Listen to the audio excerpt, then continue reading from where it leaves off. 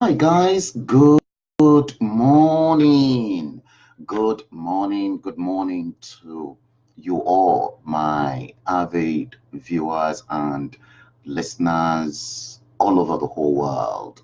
Yes, good morning, everyone. You're welcome to my great show this Saturday morning in London. Good morning to you all. Good morning. Princess Lola Omochamin, you are the very first to actually tune in into the show. Were you waiting for me?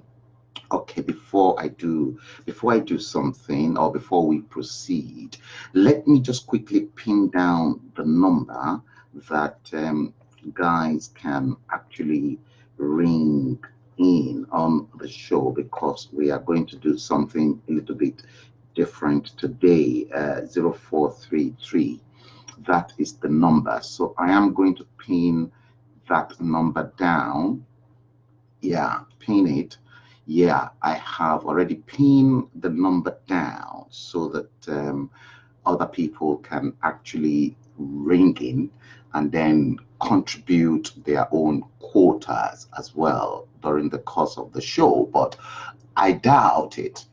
I repeat, I doubt it very sincerely if during the period of that presentation you will like to ring in. Perhaps you can pass your comment, and perhaps if there's a need for you to actually ring in to contribute your own quota into what we have to discuss today, then you certainly can. Now, um, in our usual style, that number is pinned down permanently, which is 02081800433 is the number to ring in. Let me just put it. If you will like to contribute to the live show, please come out, please ring, call, uh-huh. And then let me do it this way. Call 02081800433. That is the number. That is the number. Yeah, let me pin that again. Ayo Onobanjo. Yes, you are welcome to the show. Onwese Osaro, my Baba is equally in on the show. I said to people, I said, the very day I am going to come up with hashtag immoral PMB, PMB, immoral PMB will be surprised will be surprising to a lot of people because ideally I've not really given a time frame or a timeline when I intend to make that podcast. But I often say to people, I said to people in the last show that they should just watch out. So, but in the meantime, whilst we are waiting for others to tune in, let me see if I can cue in something that will be refreshing for you guys, so that you can actually listen to some stuff from it. Yes, it's one of my favorite, and obviously we all know exactly what that guy is trying to say. Where is it? Come on, Charlie boy. Let's see, Charlie boy. Charlie boy. Let's see, Charlie boy. Yes, where is it? Where is he? Where is he? Where is he? Where is he? Our mood don't do. Yes, I think Ayon Obanjo, you have already shared the stuff. Our Mumu don't do. Yeah, yeah. Where is it? Where is it? Come on, Charlie boy. I'm searching for you seriously. I'm still searching for Charlie Boy's tune to cue in so that we can get other people in. I think it is in my history actually. Let's check my history once again, or let me check my favorite. Favorite. Yeah, I think it is in my favorite. Guys, just 1 minute, and I think we should get there, and then I'll seize the opportunity to invite other people into the forum. You won't believe it now. Charlie boys seem to uh, disappear. Charlie boy. Okay. All right. Let's see. Okay. Yeah. This is it. You see. You see. You see. You see. You see? Oh, come on. You stop that. You stop that. Okay, now let's hear that. Yes, Chief Elejoka. Let's try and invite. Yes. Yes.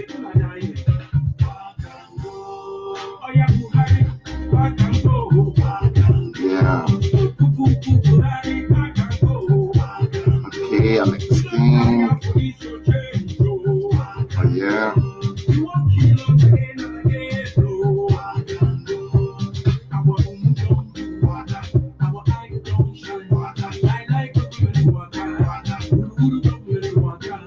Yeah, Chief Elejoka is in already.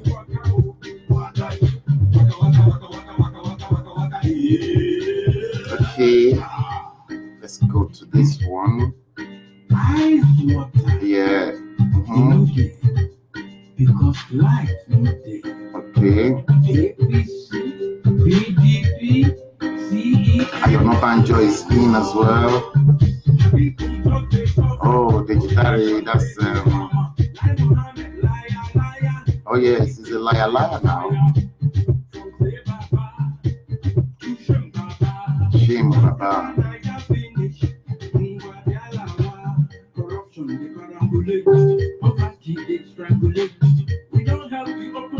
Oh yeah.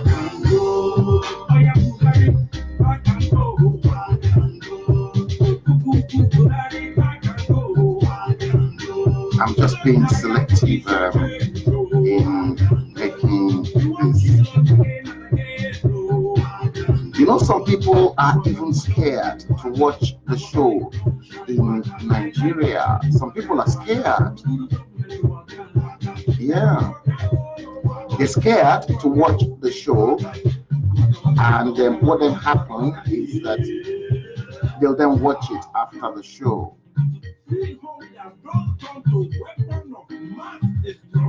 Yeah. They want to kill us. God has them. They want to end. Yeah, because the forum or the platform is not really for the faint-hearted. You have to be extremely strong to watch this show, this platform. Some people are scared in Nigeria. I know a handful of my friends, they don't watch it, but then afterwards, they'll then come in and then they'll watch it afterwards. And some of them, they've actually confirmed to me reasons why they refuse to come in to watch the show whilst I'm live online.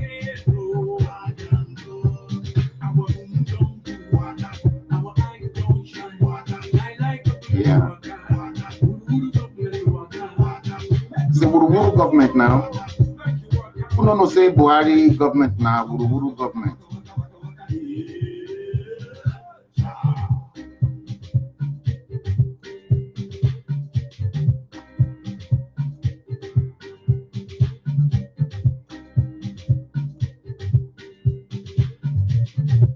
Yeah, let me cue that for the meantime.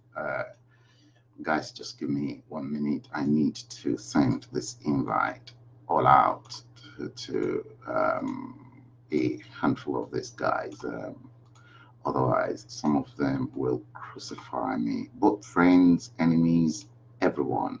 Let's get them in. If they like, let them watch it. If they like, let them stay behind and let them watch it perhaps at a later date. I don't care. I don't care how many people tune in to watch the show.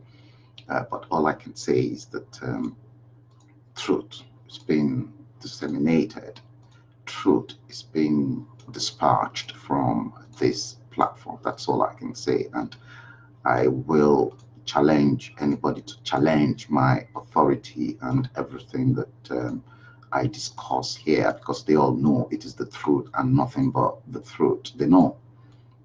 They know. That's why they're scared. But definitely, uh, indirectly, power has to change hands, whether they like it or not in that country. Power must change hands. We've had enough of all those rogues and vagabonds destroying that nation. Power has to change hand.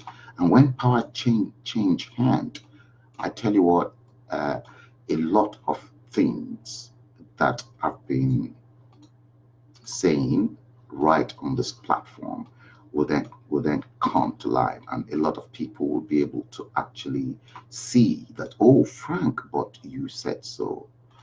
Like the Yoruba people will always say, "Mbamo lo ń gbẹ̀yìn ọ̀rọ̀, kò kí ń ṣíwájú ọ̀rọ̀." Had I known is the last word, the last statement that will come up in anything that we all do, it will never be for it, you'll never think of it in the first place, because if you know, then you will not make mistakes. That's why we're humans anyway. And I honestly appreciate the fact that human beings, we're all programmed to think that way anyway. We are programmed to think that way. Let me, I think when I do this, I'll be rounding up this after this few guys here. Let's see who and who. Yes. Okay. Yeah. Okay. Yep.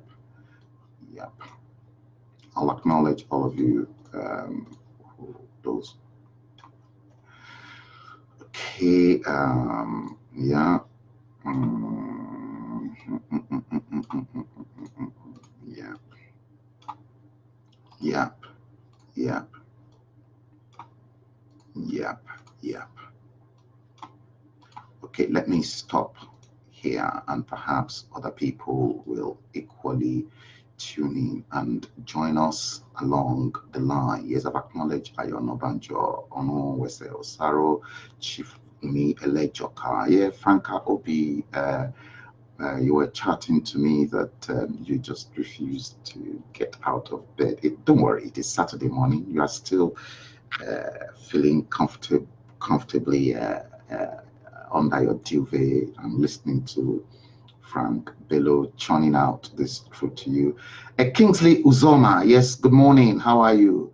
Benson Olusegun, my friend. Ezomon Iyamu, IK, yes, hello, good morning. Esamo, Kingsley Uzoma, Buhari, and Atiku are saying no election. Yes, we want referendum. So says by you, Kingsley. Ezomoyano Ike, yes, so Buhari and Atiku must go, so Nigeria will become new land to celebrate. Interesting. Okay, guys, welcome to my show.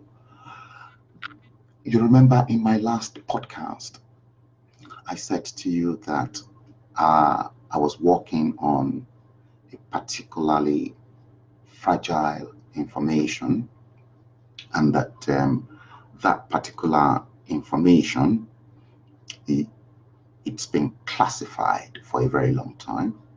I gave you the hint, hence the title of today's show. I I said to you, this can come up anytime, and all you guys will have to do is just watch out for when I'll be live with hashtag immoral PMB, hashtag immoral President Muhammadu Buhari. Simple, and it is direct because I'm directing this to him, and I want Muhammadu Buhari and Oyegun that was involved in the case to take me up on it and then challenge me. But guys, you will need to open up your ears attentively because this happens to be a classified legal document. Did you hear that? A classified legal document.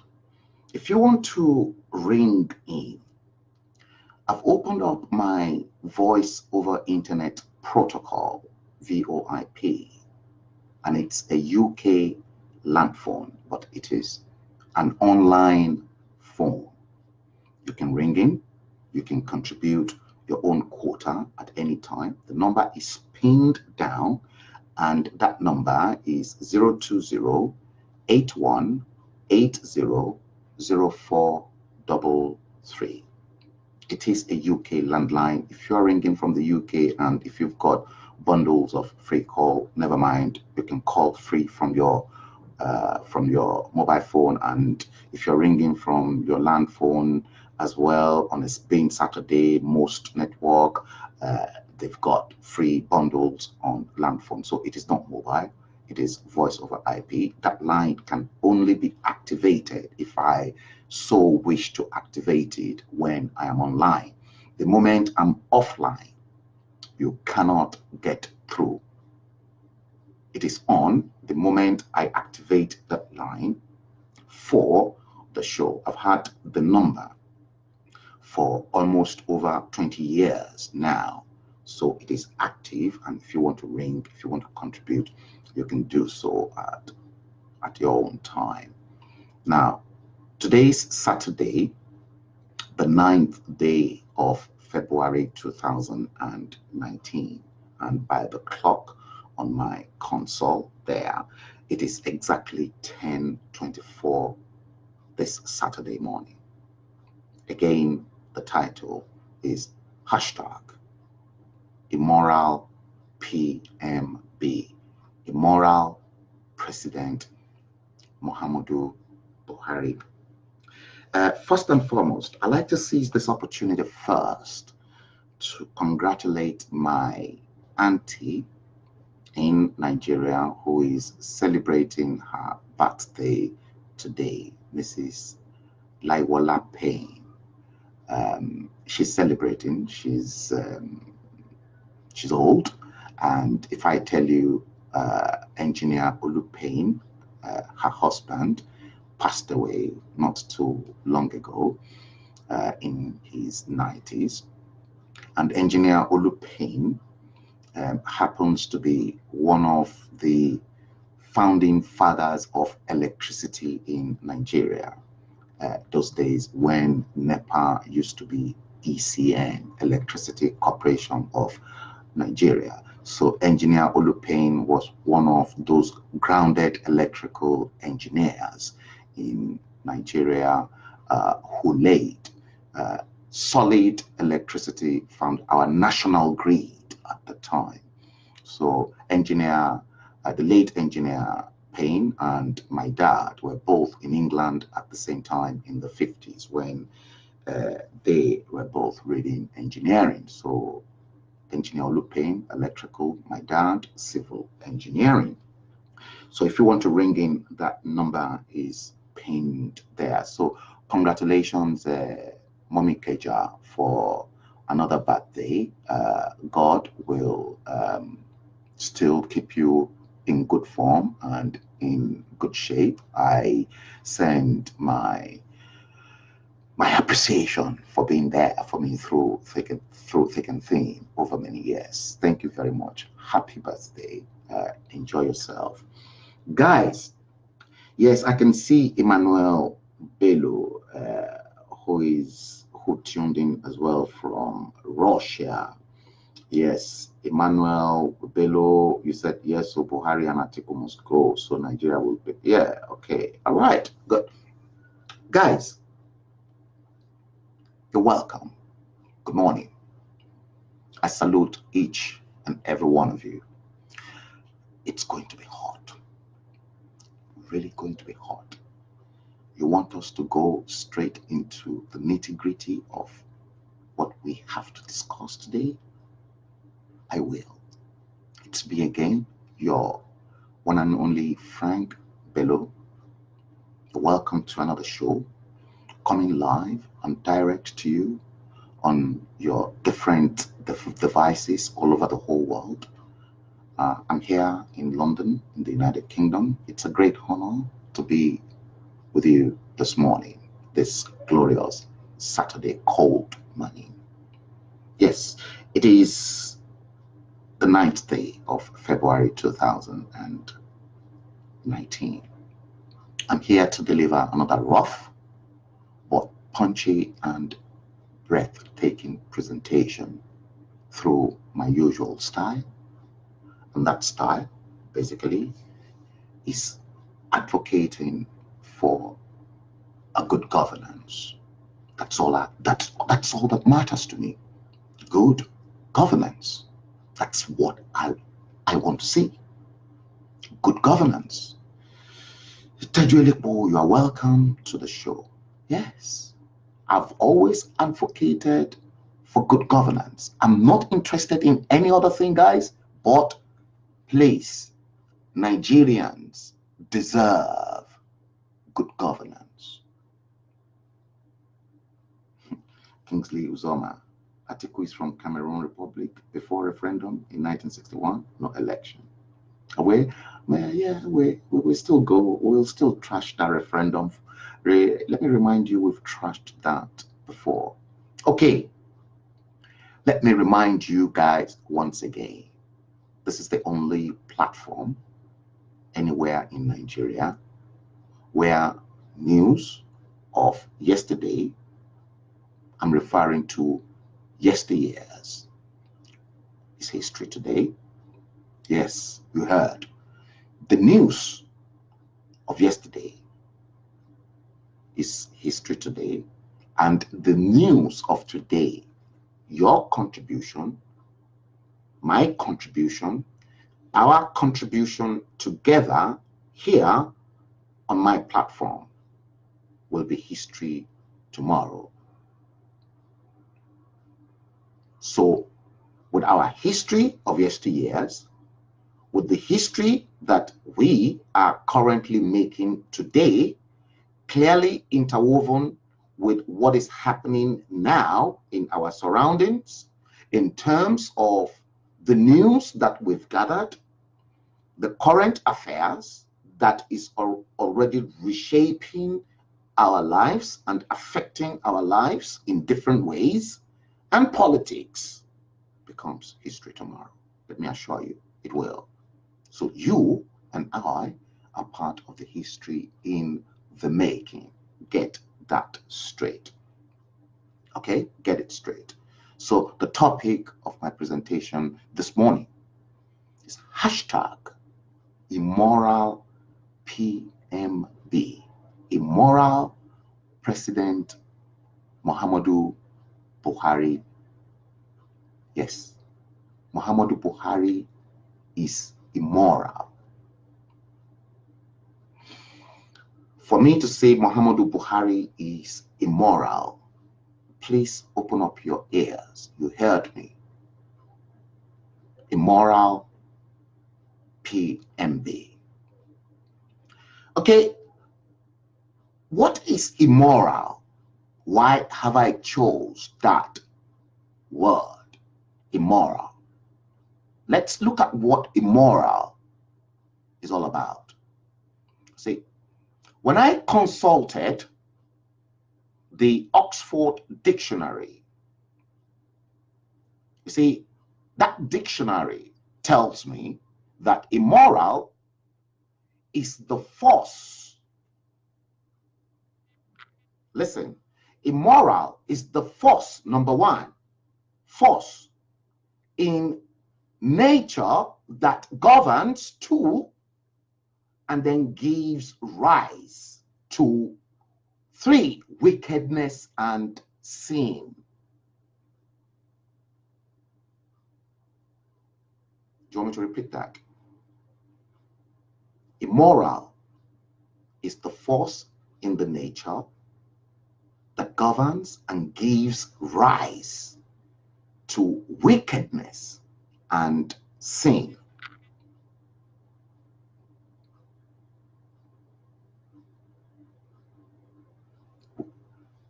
So there is a force. So why I said immoral. So behind Muhammadu Buhari, there is a force. And that force is working in conjunction with nature. And because they are in government, that force, in combination with their government, is now giving rise to wickedness and sin in Nigeria.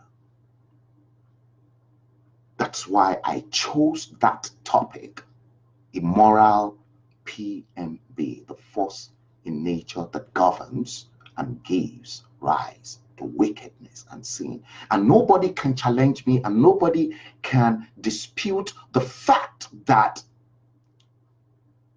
Buhari is not wicked.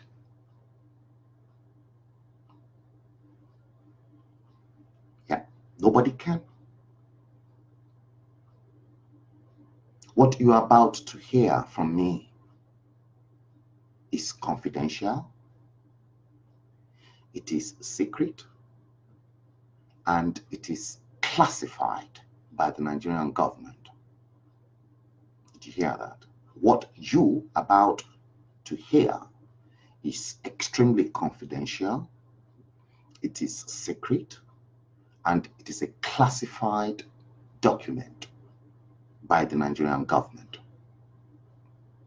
As for me, and I want those who are concerned, and I have mentioned names.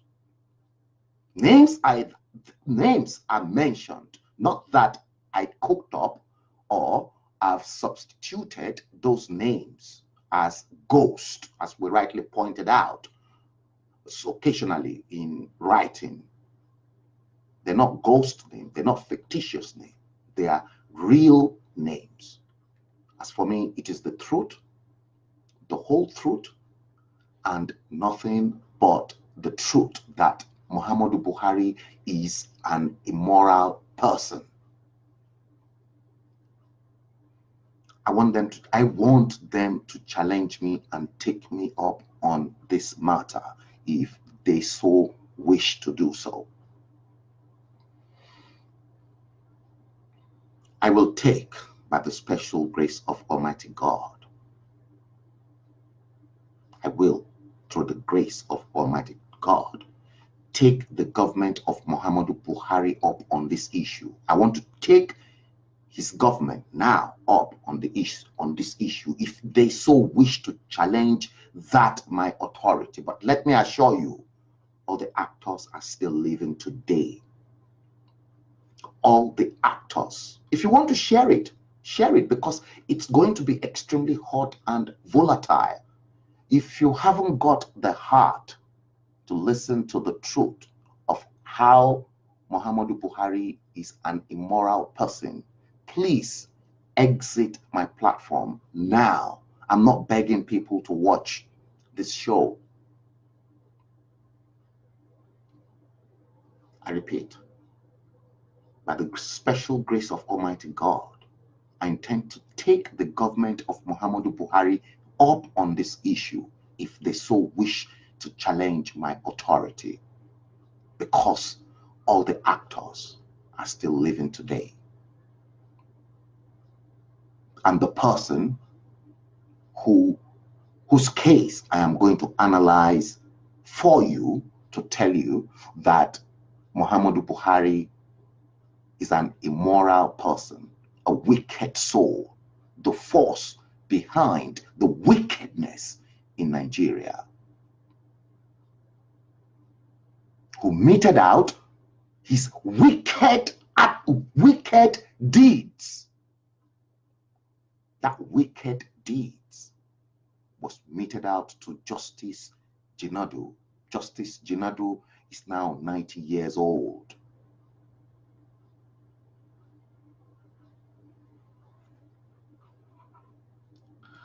I'm not looking at, I can see a lot of people tuning in. High Chief Odugun Olisa, my High Chief in my kingdom, Akure in Ondo State. Prince Adebokun is in.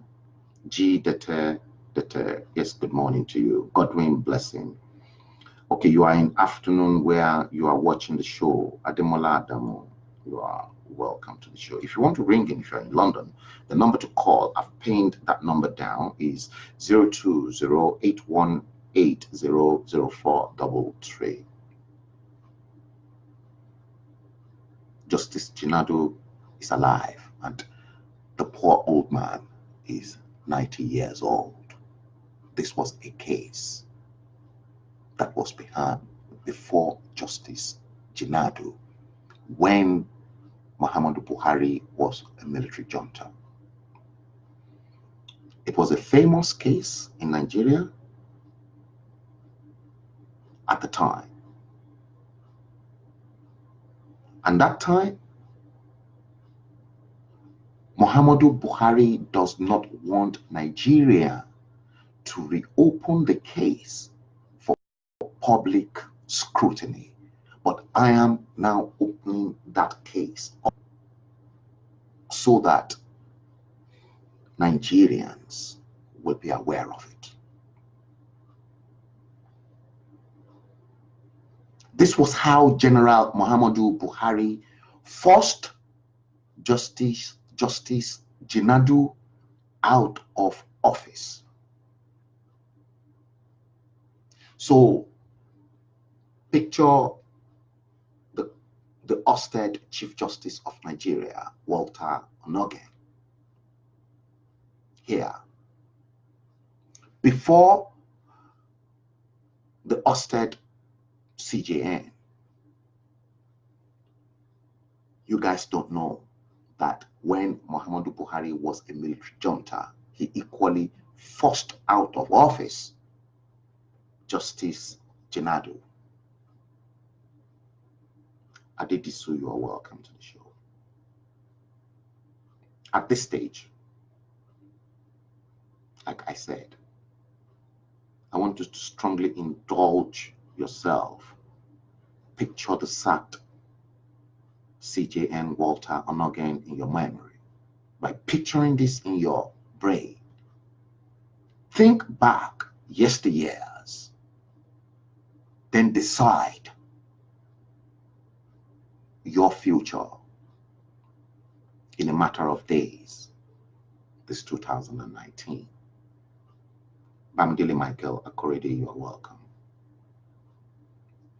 Let me start off by saying disobedience of the order of the courts in Nigeria did not start today.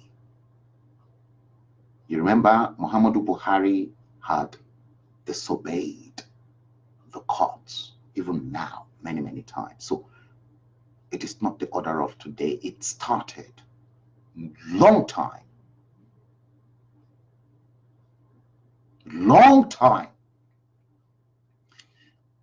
This story is about how a judge fought the duel, the combination of General Muhammadu Buhari and Odiji Oyegun. You heard Oyegun, the former APC chairman in 1984. You heard. Whilst Muhammadu Buhari was a military junta. Oyegun was a permanent secretary at the Federal Ministry of Internal Affairs. And this is about that story, how Justice Jinadu was fought by both Muhammadu Buhari and Odiji Oyegun in 1984. I indulge you to open up your ears, listen attentively. The judge in question, Justice Jinadu, sacrificed his job to save the integrity of the judiciary against the military junta's disobedience of the court orders. Jide Williams, you're welcome to the show. It is not the first time that Muhammadu Buhari disregarded the laws of our country, Nigeria. The case in question was supposed to be a simple case of enforcement of human rights in Nigeria. The same case was one of the several cases that he had to attend to in the normal course of his work. Ulualabi, you're welcome. But it was the case that set Justice Yaya Jinadu of the High Court of Lagos State and the Supreme Military Council under the leadership of General Muhammadu Buhari as a military junta on collision, and which the judge, rather than compromise the integrity and independence of the judiciary, offered himself as a sacrificial lamb and ended his career as a judge. Pedro Osato Osabohen, you're welcome to the show. You heard that. Did you hear that? Offered himself as a sacrificial lamb and ended his career as a judge. Whilst General Muhammadu Buhari was ruling at the time as a military junta. Muhammadu Buhari is an immoral person who does not respect the courts or the judiciary or the laws of the land. I beg to be challenged. Kenny Omakinyagbe, Dejidare Akimijiwa, who is a Buharist and somebody that will die hard for him, is in as well. Good. For your information, Dejidare Akimijiwa, I am directing today's show to your man, a moral PMB. I have not been paid by anyone, but this is the truth. So that judge offered himself as a sacrificial lamb and ended his career as a judge. Like I said, the judge in question, may God prolong his life, because the man, the poor old man, is 90 years. He's still alive today in case they want to challenge me. If this was framed, yeah, the judge is alive today. If I am framing this to gas Muhammadu Buhari for a selfish gain. Buhari himself is alive. I pray for him to have a long life.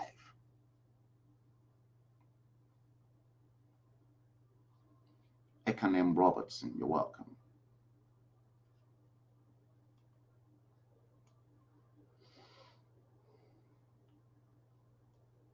You can continue commenting. It all started on January 24, 1984. I'm quoting dates as well. And I'm going to name names. I'm quoting dates. It all started January 24, 1984. Remember, Buhari came to power 31st December 1983, aged 42, and was toppled 27th August 1985. Underscore those dates, guys.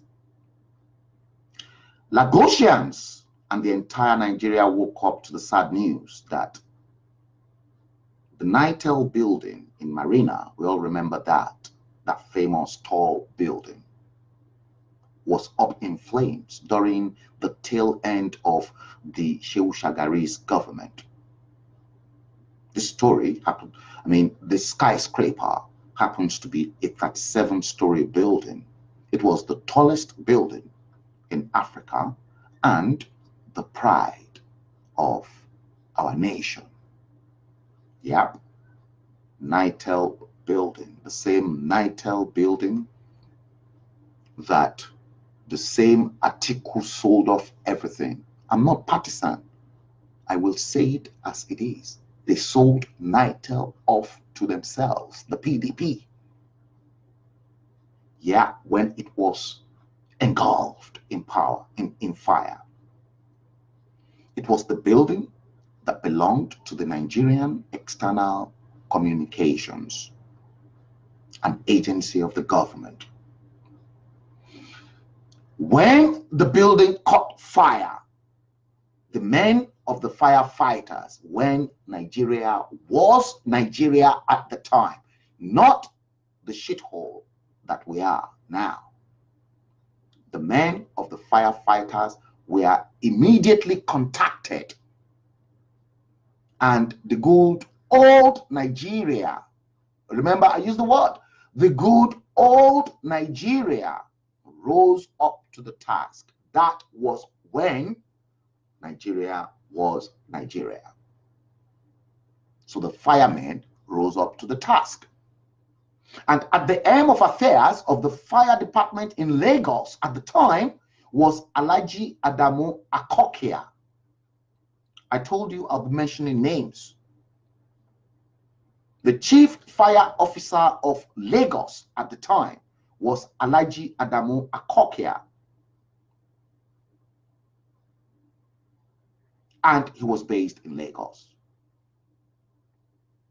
Adamu Akokia immediately got his men under the divisional fire officer in charge of Lagos, Mr. Seidu Garba, and other men together, and they confronted the Nitel Inferno that day. That day, we all saw it on the NTA news. Nitel was on fire. Shehu Shagari was billed to travel out of the country on an official visit. Shehu Shagari only stopped by at Nitel to see the whole of Nitel engulfed in power. What led to the fire at Nitel? Corruption. Corruption of the highest order. Although the firemen could not save Nitel building, but at least,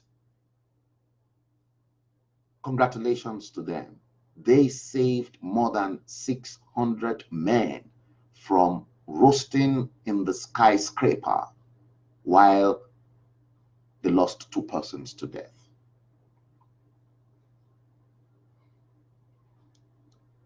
Franka Obi said, don't pray for evil. I said, I'm not going to take comments. When we look back When we look back, when 9/11 came up in New York, the Nitel fire in Lagos was like the 9/11 that happened to Nigeria many, many years ago. Despite the firefighters' boldness and determination, Akokia, Garba, and 19 firefighters were arrested by the Nigerian police and charged before Chief Magistrate A. Atiba at the Tinubu Magistrate Court in Lagos for the murder of the two persons that died in the Nitel building. Did you get that? Despite the gallantry of those firefighters and their determination, their top bosses, Akokia, Seidu Garba, and 19 other firefighters were arrested by the Nigerian police and charged before Chief Magistrate A. Atiba at the Tinubu Magistrate Court, Lagos, for the murder of the two persons that died in the Nitel building. Now, the questions we have to ask ourselves here: was it the firefighters that set Nitel into flame? The second question is, why did the Nigerian police force arrested Akokia, Seidu Garba, and 19 other firefighters for the murder of two people that died after the same firefighter saved well over 600 people from roasting in the skyscrapers? So 2 weeks after being locked in detention, 2 weeks after being locked in detention by Buhari for murder, they contacted their lawyer. Guess who their lawyer was? The late Chief Gani Faweyimi, to defend them in court. So on 16 February 1984, the late Chief Gani Faweyimi filed an application for the enforcement of their fundamental human rights before Justice Charles Bada of the Lagos High Court. On the same day, Justice Bada, after hearing the application, granted the release of all the accused persons. Justice Bada granted them bail. They all happily went back to their homes, those firefighters that were arrested, and resumed back for work. The worst is not over, because 28 days after their release, both Akokia and Seidu Garba again received a letter from the Federal Ministry of Internal Affairs with Oyegun as the PAMSEC, placing them on interdiction for the offense of murder, which a court of competent jurisdiction quashed 28 days earlier. Oyegun was the signatory to the letter from the Federal Ministry of Internal Affairs, placing them on interdiction for the offense of murder.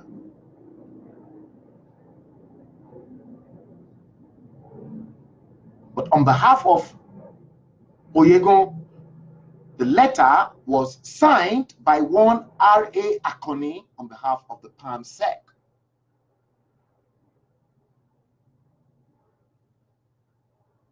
Who was this PAMSEC at the Ministry of Internal Affairs? Mr. John Oyegun, the immediate past chairman of the APC.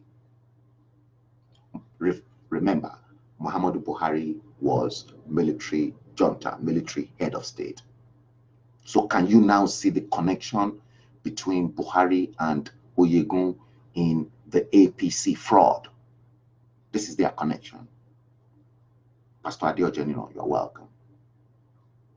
Akokia and Garba both approached Chief Fawayimi again.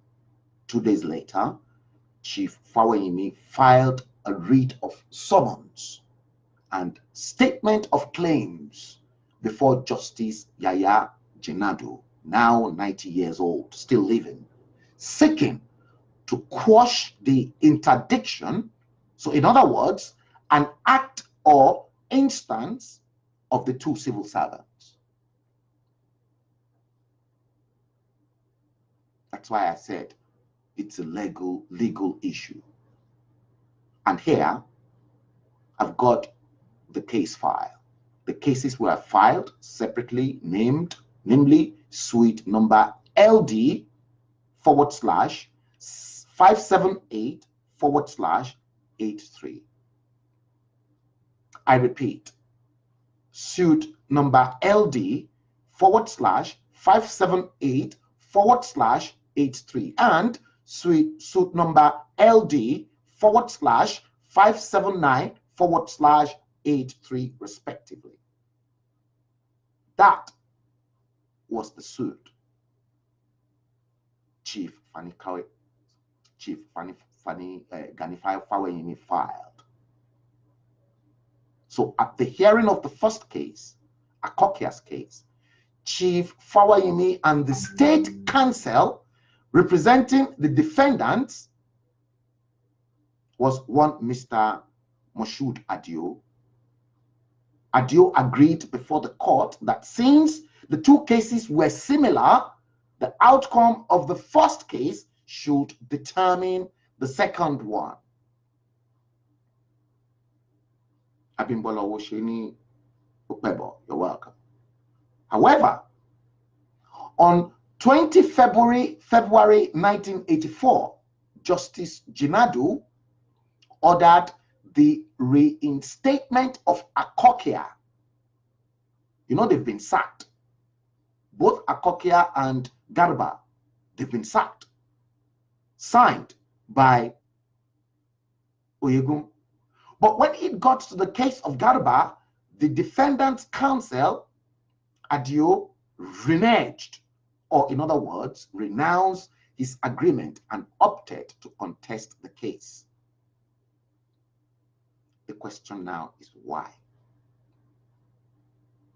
But in the course of the trial, on 11 April 1984, Garba received another letter from Oyegun, the then PAMSEC at the Ministry of Internal Affairs, that he had been dismissed. Chief Fawayimi was gobsmacked and immediately filed a contempt of court application seeking the court to commit Chief Oyegun to jail. In the application, Fawayimi argued that it was wrong to determine the employment of his client while he was still challenging his suspension in court.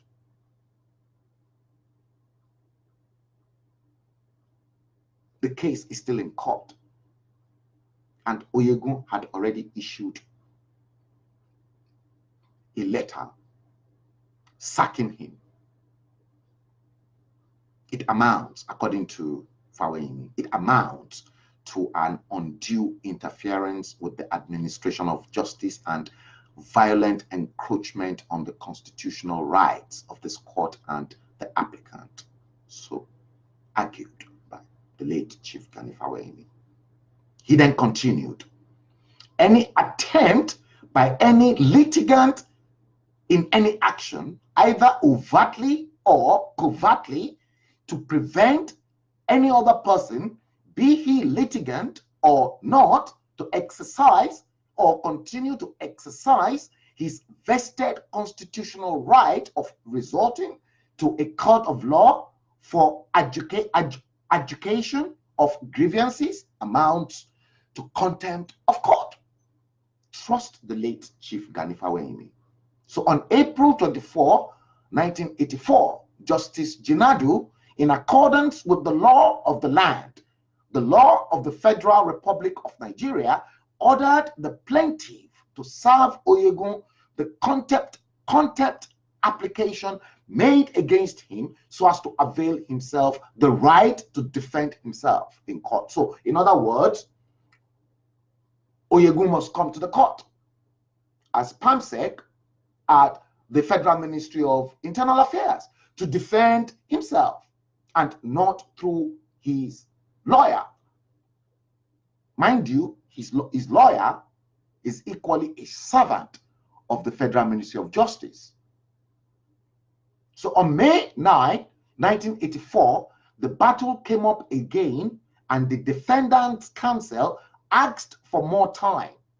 That is, Adio asked for more time to file a defense, although Chief Fawemi objected to further adjournment. But guess what? The judge, Justice Jinadu, in his wisdom, granted the application till 16 May 1984. The late Chief Gani Fawemi, who apparently happens to be a senior advocate of Nigeria, also defended Saidu Garuba to the Supreme Court. So for the benefit of those who are the Buharidins and the Buharists, here is the fraud. Muhammadu Buhari, then military junta, head of state of the Federal Republic of Nigeria, and Oyegun, the permanent secretary at the Federal Ministry of Internal Affairs in Lagos, committed.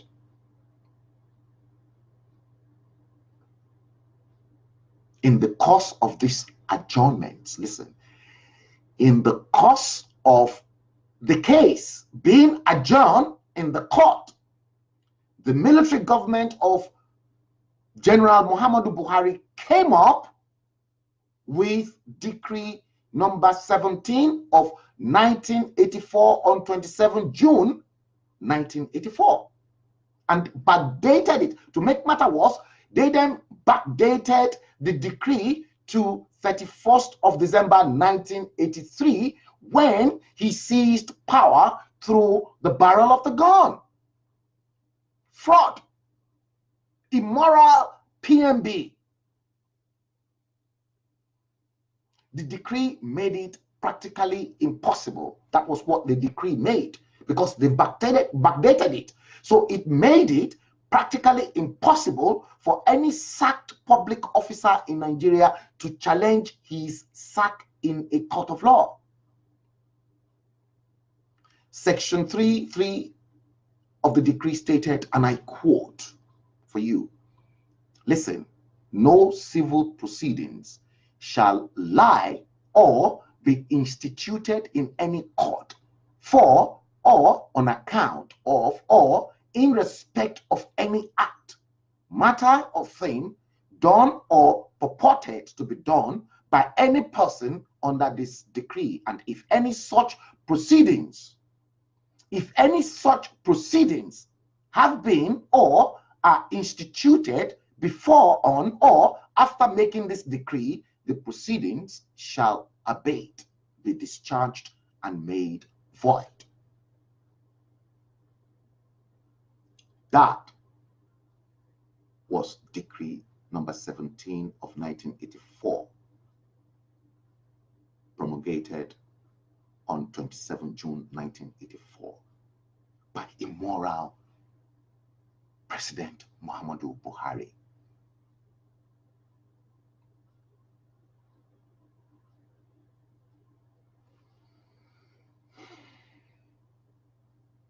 Despite this decree, however, despite the gravity of that decree they made and they backdated, the case continued in court.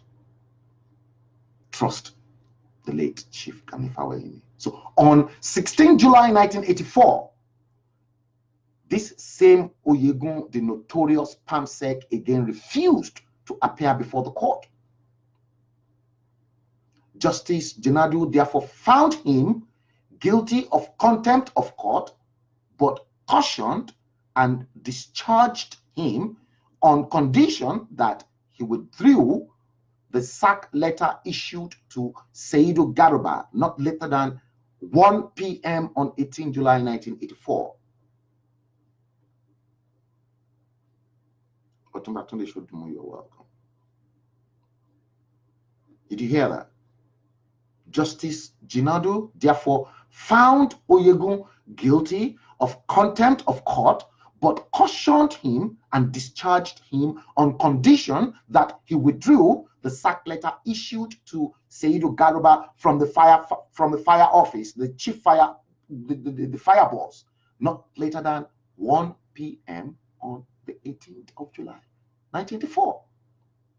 The case came up again on the 23rd of July 1984, and again Oyegun had not complied with the court order. Dele Awokoya was one of the barristers in Chief Gani Faweyini's chamber. So he stood in for Chief Gani Faweyini and then urged the court to deliver its judgment on the substantiative case. Remember, I told you Adio was another barrister that was sent as a defense counsel for Oyegun. So Adio, the lawyer to the defendants, stood up and informed the court of an appeal he filed on 19 July 1984 before the appellate court, seeking a dismissal to the case in view of the new Decree 17 of 1984. So within the framework of the case, immoral President Muhammadu Buhari promulgated a decree and then backdated it to 31st of December 1983 when he took over power. Very, very immoral. The trial judge, Justice Jinadu, then asked Adio if the order of the court have been complied with. Justice Jinadu further asked whether the contemnor was in court, to which Adio's reply was in the negative. If Oyegun was in court, so Adio replied negative. So the judge thereafter adjourned the matter till 12 noon for his order to be complied with. He said he would hear the application by 1 p.m. that day. Oyegun, the contemnor, neither complied with the order of the court nor appeared in court. So the judge adjourned the case till the following day. Even at the instance of the order of the court, Oyegun refused to appear before the judge. The judge asked again Adio, the defense counsel, the whereabouts of the defendant, to which he replied despondently that he could not find Oyegun. And during the hearing, again, Awoshika stood in for Chief Gani Faweyini. You know, Chief Gani Faweyini those days was an asthmatic patient, and his asthma, I've got it because I'm still on the brown pump, but his was particularly bad. Maybe he had the asthmatic attack and he was going through a crisis at the time, so he was unable to come into court. So Awoshika again stood for him. So Awoshika was angry as he addressed the court, saying that the stage is now set for which the authority of the court must be preserved. The excuses being given by my learned friend that he could not locate the defendant Oyegun is a brazen method of scandalizing the court. Welcome, Otumba Atuleshodimu. Welcome, Sarah Ahmed. He continued, the court has a duty to see that its orders are enforced. Instead of the permanent secretary obeying the order of the court, he has contemptuously and irresponsibly, without any justifiable reason, disobeyed the orders of this court. End of quote. Defense counsel to Oyegun the Palmsec Adio then went ahead with his application that the court lacks the jurisdiction to hear the case. You see the fraud. You see why Muhammadu Buhari is an immoral person. So what then happened? Adio, who was defending Oyegun at the time, then quoted section 66A of the Constitution, section 221 and section 51 of the High Court laws of Lagos. I said I beg to be challenged, and I'm directing this straight to Muhammadu Buhari to challenge me and question my authority where all these are coming from. Because I'm quoting cases, I'm quoting references, and I'm quoting dates here. So he also quoted the infamous, to back up his argument, to back up Adio's argument. He also quoted the infamous Decree 17 of 1984, promulgated by immoral President Muhammadu Buhari, that ousted the powers of the court. Ayogundimu, you are welcome.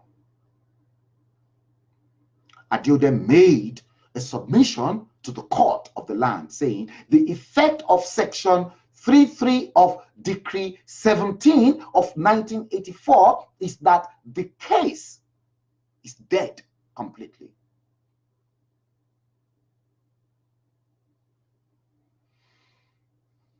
Can you now see how immoral President Muhammadu Buhari and his partner in crime, Oyegun, manipulated the Nigerian constitution with their military decree to evade justice and prevent our legal system to carry out justice?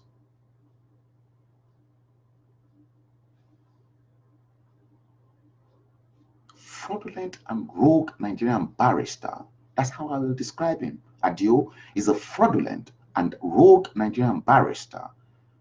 He was the defense counsel to Oyegun the Palmsec. He then said, if a statute says there is no jurisdiction in certain event, it is impossible for the court to have jurisdiction. Wow. That's why I termed him as fraudulent and rogue. He continued, if the court has no jurisdiction to entertain a matter, all proceedings on the matter are a nullity, which means it is null and void. So the rogue barrister Adio argued.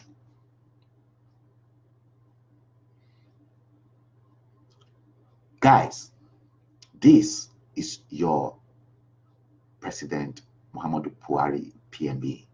This is your Mr. Integrity. So at this junction, Justice Jinadu quipped in and asked, if a law says nobody should bear a child, then anyone pregnant should not bear the child. Is that not absurd? Trust me, that was wisdom from the bench. After several arguments, the court dismissed the application the following day. Despite the dismissal by Justice Jinadu, the judge did not wield the big stick against Oyegun. No.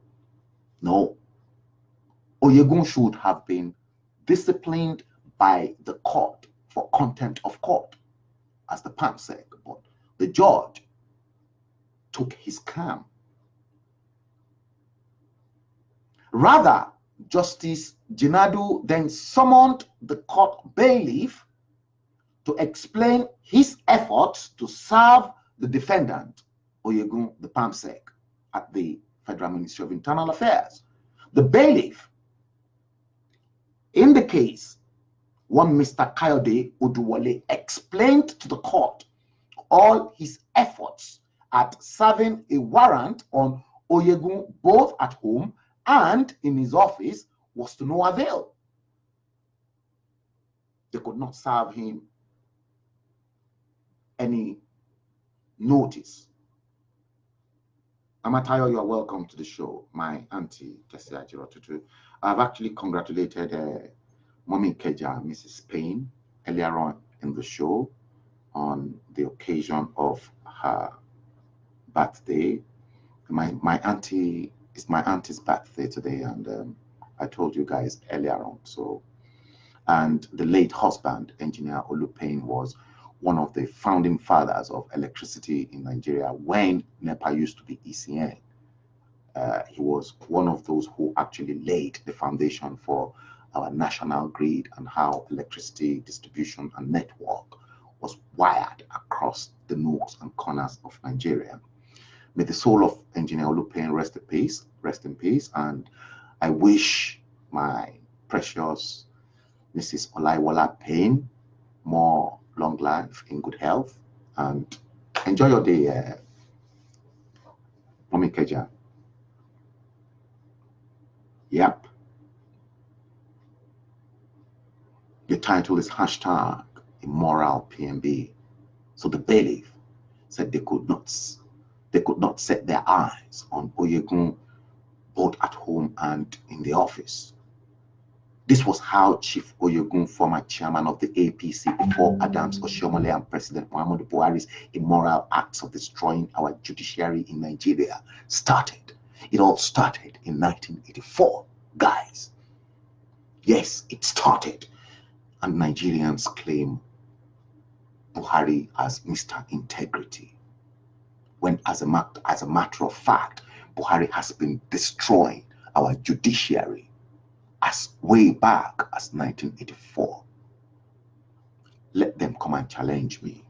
Let them challenge my authority.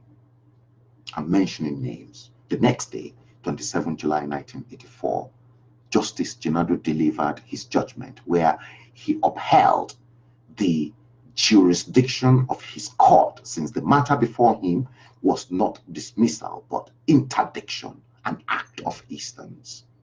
So Justice Jinadu declared Saidu Garuba's interdiction illegal and ordered that he be reinstated back to his job as the fire boss in Lagos. Meanwhile, the court thereafter still gave Oyegun till 30 July 1984 to appear before him, and like earlier orders, Oyegun flouted them. He flouted this one as well.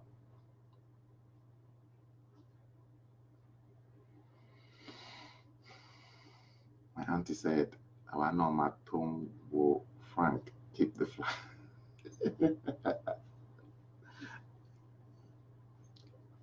I know too much. And I've got too many information as an information man. My auntie is probably looking me as that young man in those days. But God prepared me and molded me for different things to actually carry out on that country that I grew up.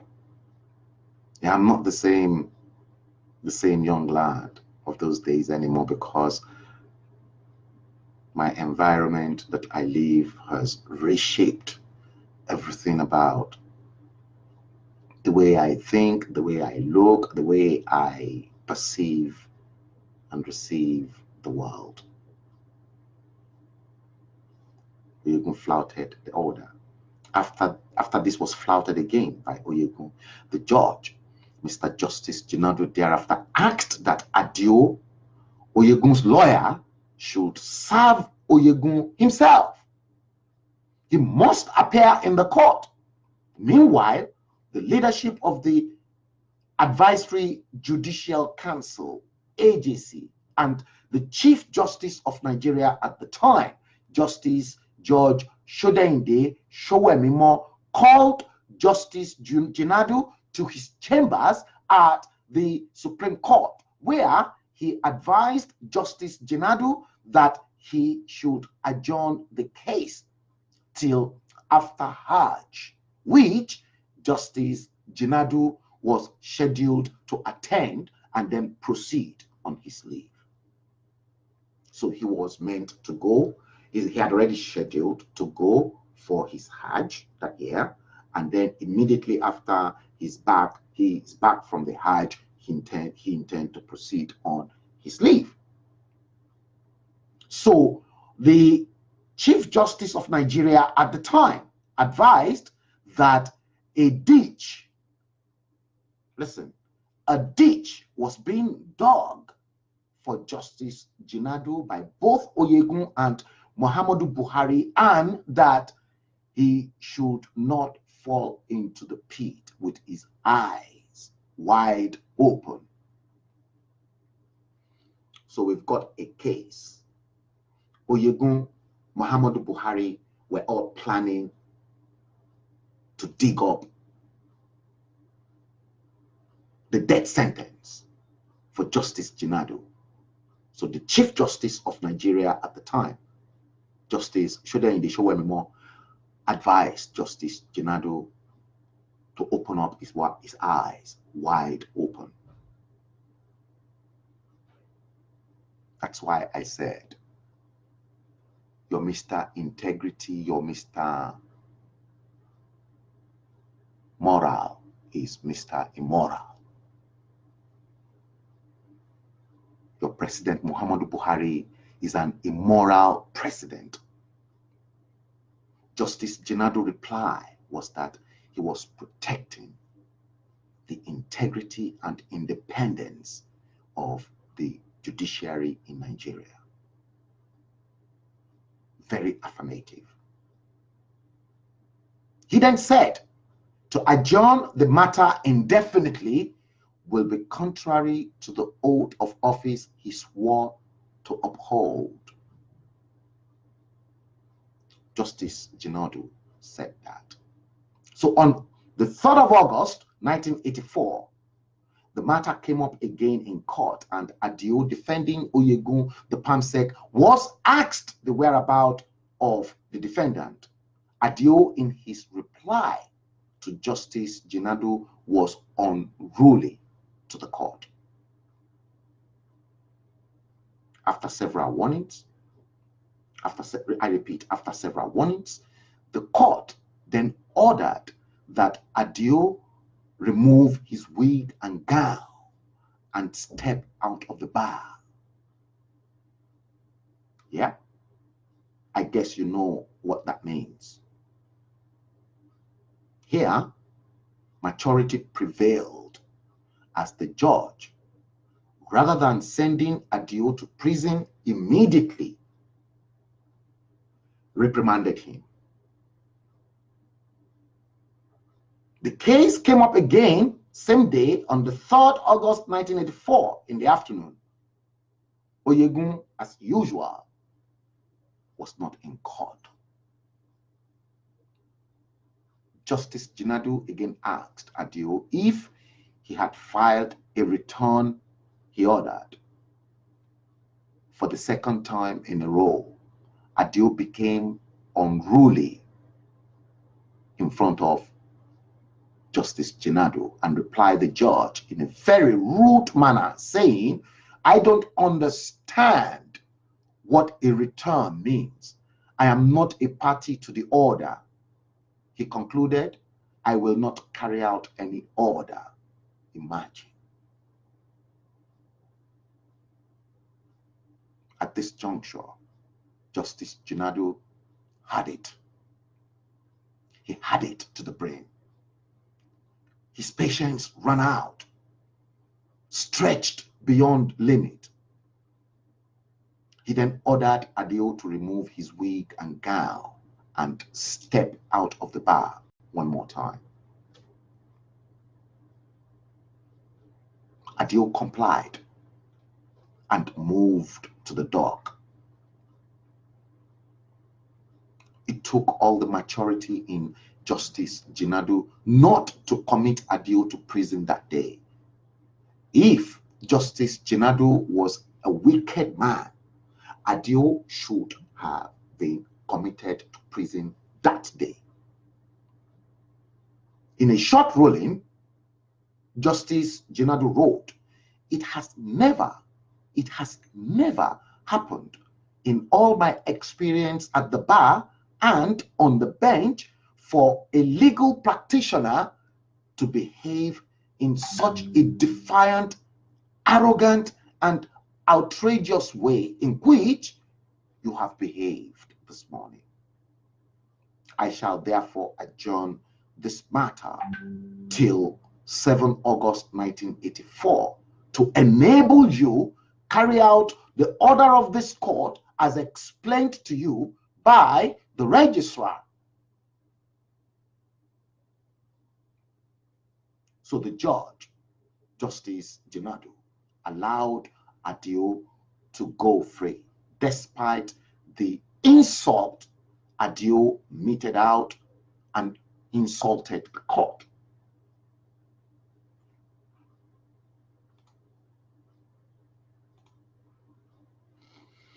Samson and Johnny, you're welcome to the show. I told all of you,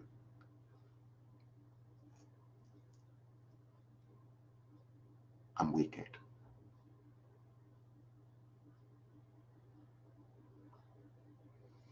And I won't spare no one. At this point, the Chief Judge of Lagos, the matter is really getting hotter and hotter, and it is now becoming political.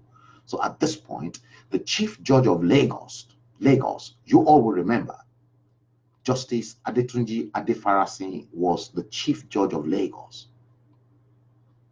He, Justice Adefarasin, has been watching the case from the sideline. He then decided to intervene. He summoned Justice Jinadu to his office and called 2 other senior judges to the meeting. These 2 other judges were Justice Candid Ademola Johnson and then Justice Charles Bada. Those 2 judges were the witnesses to the meeting summoned by Justice Adefarasin. Now listen and open your ears. At the meeting, the Chief Judge of Lagos State, Justice Adefarasin, revealed, listen, Justice Adefarasin revealed he was in receipt of a letter the Federal Ministry of Justice, listen, he was in receipt of a letter the Federal Ministry of Justice forwarded to Dodam Barracks complaining about Justice Jinadu. So from the Ministry of Internal Affairs, it's gone down. Don't forget, from the Ministry of Internal Affairs, where Oyegun was the PAMSEC, it's gone straight into the Ministry of Justice. From the Ministry of Justice, it's gone to Dodam Barracks. Dodam Barracks, that time, was the State House, the official residence of the head of state in Obalende, Lagos.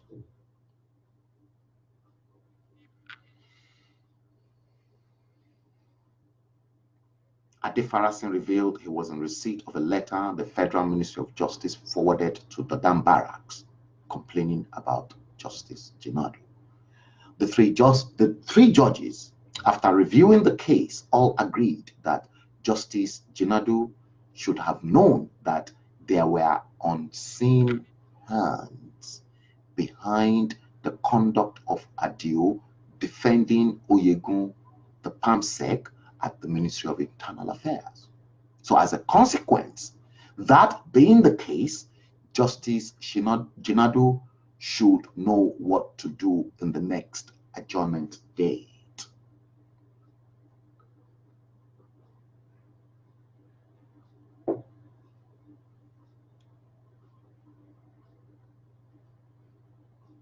However, when Jinadu got to the office, he found out that Adio had filed the returns the court ordered. Shortly after, the chief judge called him on the phone to come to his office with the case file. He complied and returned the file. The chief judge again called him to minute on the file.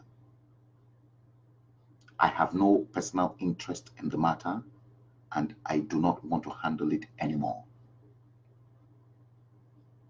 Justice Jinadu complied. So the following day, 7th August 1984, the trial judge announced in court that the file has been returned to the chief judge. Chief Gani Fawayimi was shocked.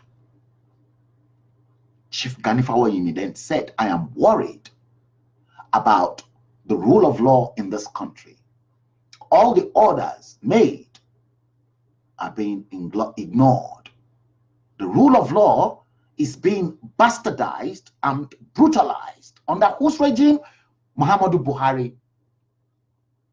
This is a dangerous precedent, Fawayimi said, and the same precedent is repeating itself now, 35 years after.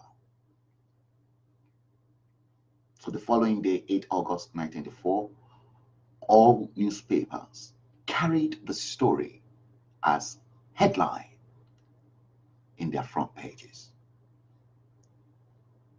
The most interesting one was by Sketch. Sketch was based in Ibadan because those days I used to read my favorite newspapers those days: Punch, Guardian, Sketch, Tribune, and then the Daily Times. I don't read the Concord,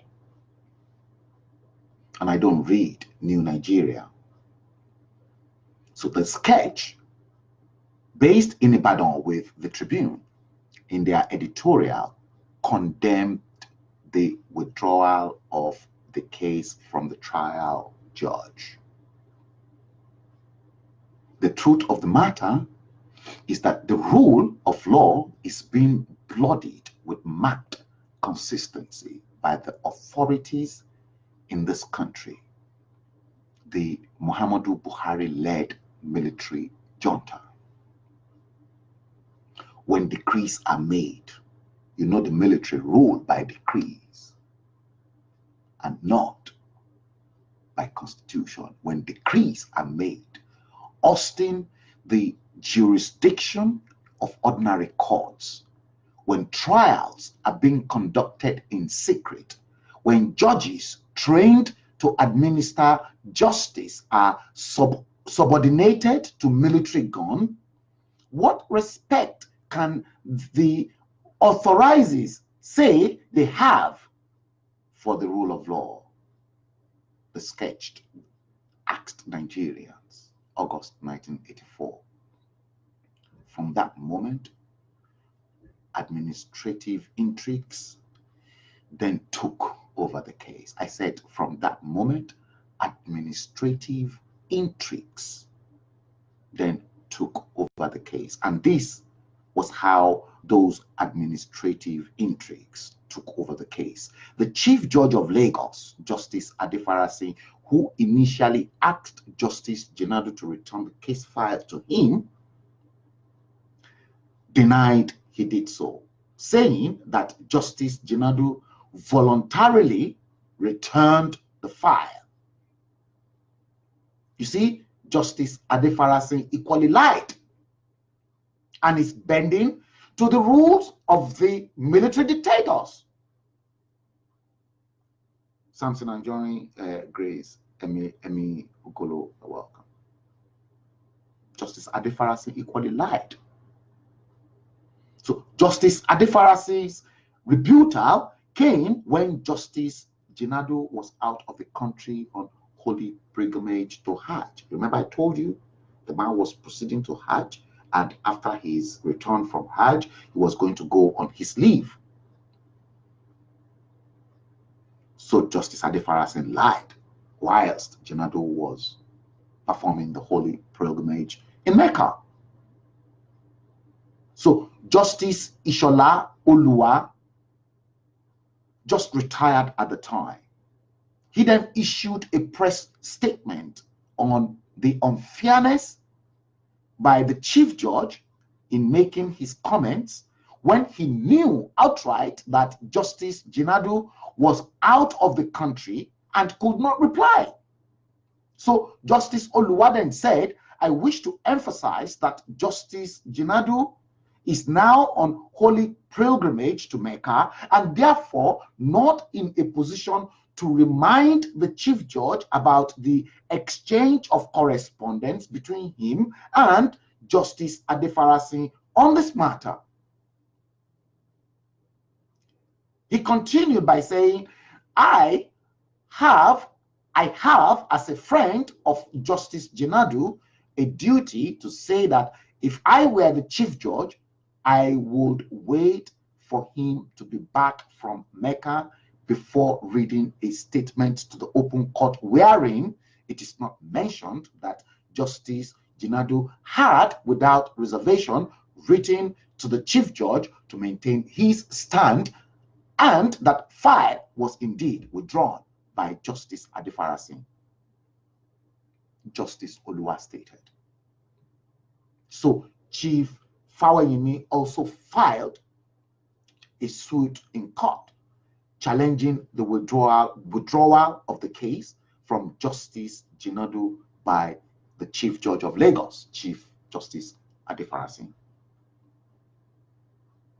Justice Adefarasin, however, dismissed the case as misconceived and an abuse of court process. He later transferred the case to Justice Abdul Rakim Bakare. See, I am mentioning names, and these names are not fictitious. Now, I want you to listen again. On the 2nd of September 1984, the Advisory Judicial Council, the AJC, in a letter, then summoned Justice Jinadu to appear before it to answer some queries. This means the presiding judge on Oyegun's case is now being queried by the powers that be from the above to truncate our laws and the judiciary through decrees they promulgated. That was how I came with that title, Immoral PNB. Muhammadu Buhari is immoral in character.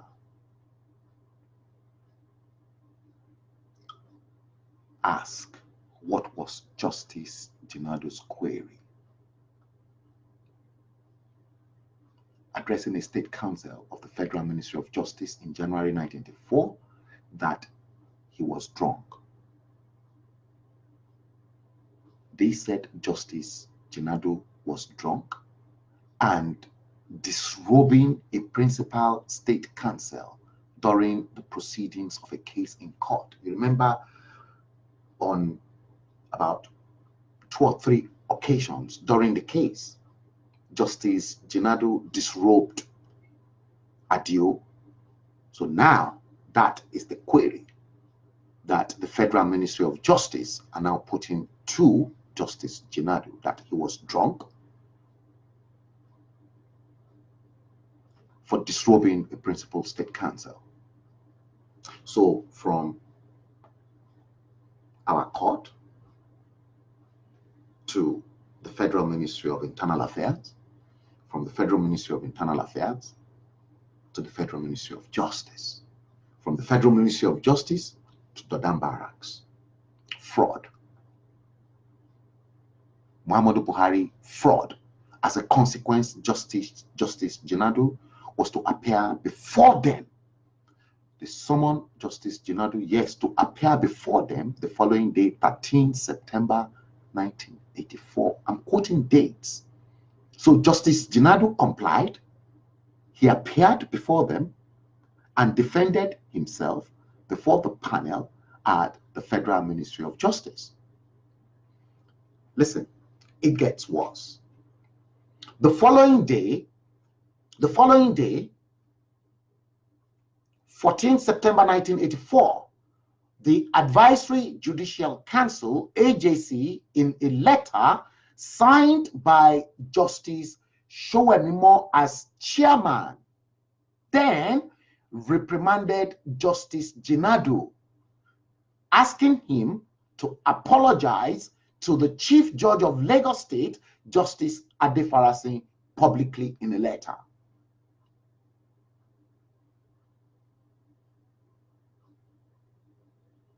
Nigerians, can you see public humiliation?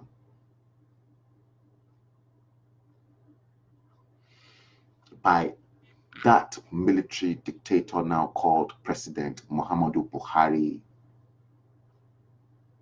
as far back as when he was a military junta.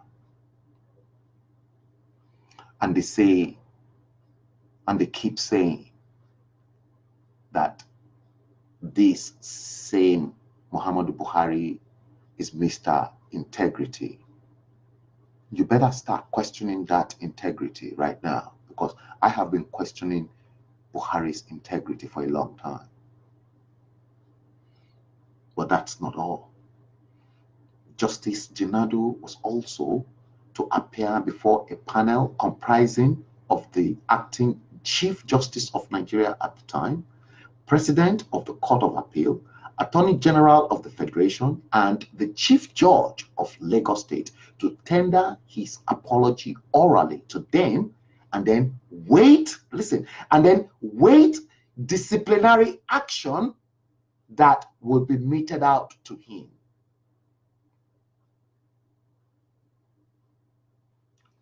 Don't forget, the order is coming from the top, from the number one man at Dodam Barracks, Muhammadu Buhari, to discipline just innocent Justice Jinadu that wants to make sure that justice is carried out.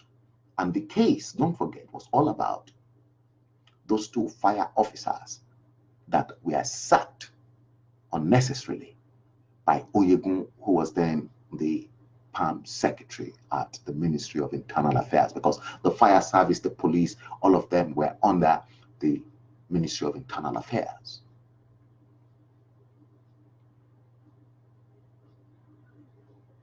What this means, in short, after appearing to those panel and everyone, what that means is to totally humiliate Justice Jinadu before an eventual dismissal. Your Muhammadu Buhari, Mr. Integrity, was the head of state. Yes. Rather than apologize and humiliate him publicly because he wants justice to be carried out without being favorable, Justice Jinadu opted to proceed immediately on retirement. Rather than humiliate him, what happened? He then forwarded his notice of retirement to the military governor of Lagos State at the time, the late Air Commodore Bolahon Mudashiru, do you remember? Through the chief judge of the state. he gave a 6-month notice to the then governor to enable him conclude the part heard matters before him, that is, most of the cases still pending. Jackson Joseph, you're welcome. He then wrote a reply. Justice Jinadu then wrote a reply to the Advisory Judicial Council, AJC, where he explained thoroughly the facts of the case before him.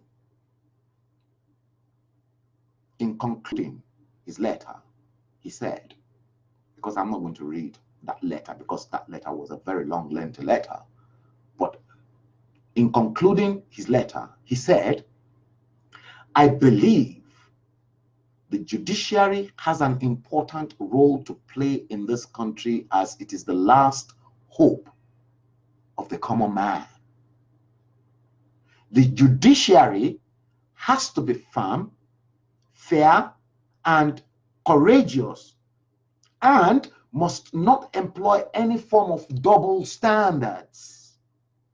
It is not right, in my view, to regard or treat courts of justice as extension of the Federal Ministry of Justice.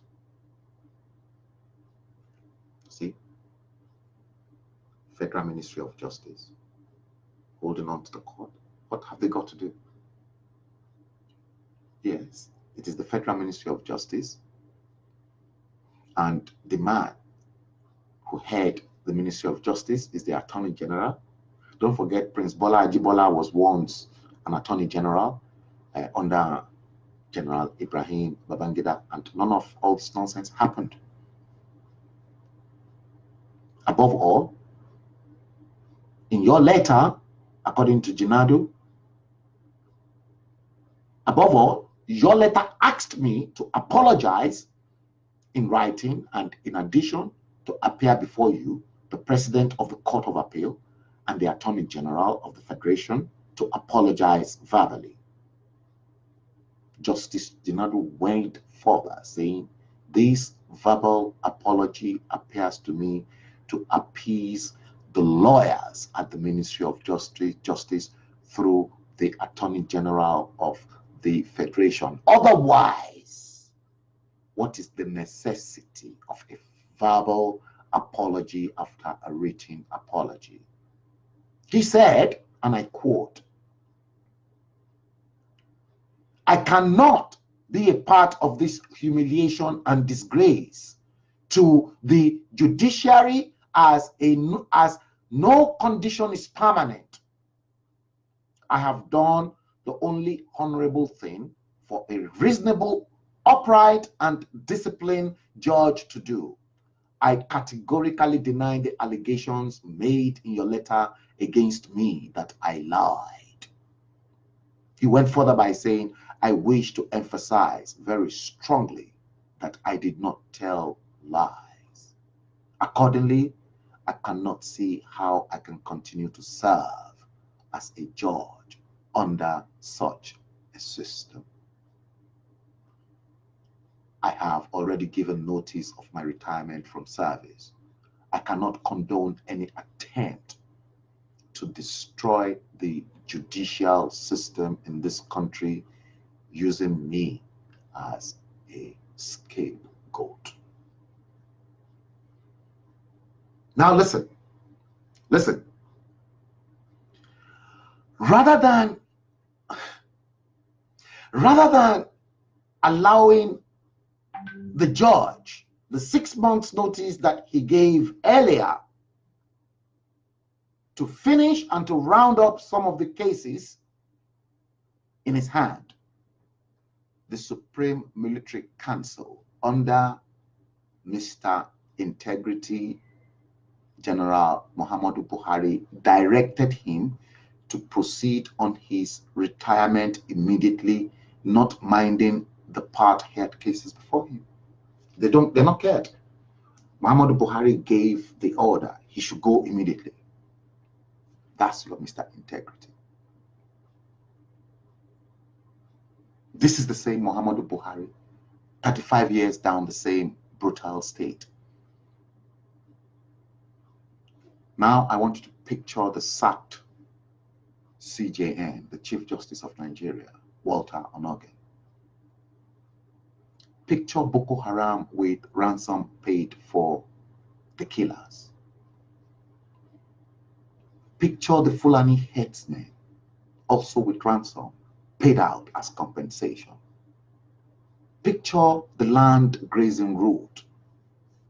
Picture what is to come in 2019 if you re-elect Muhammadu Buhari back to power. A man who has been disobeying the court of the land, even during his presidency, as far back as 35 years ago when he was a military junta. And Nigerians are still voting for him, saying Mr. Integrity.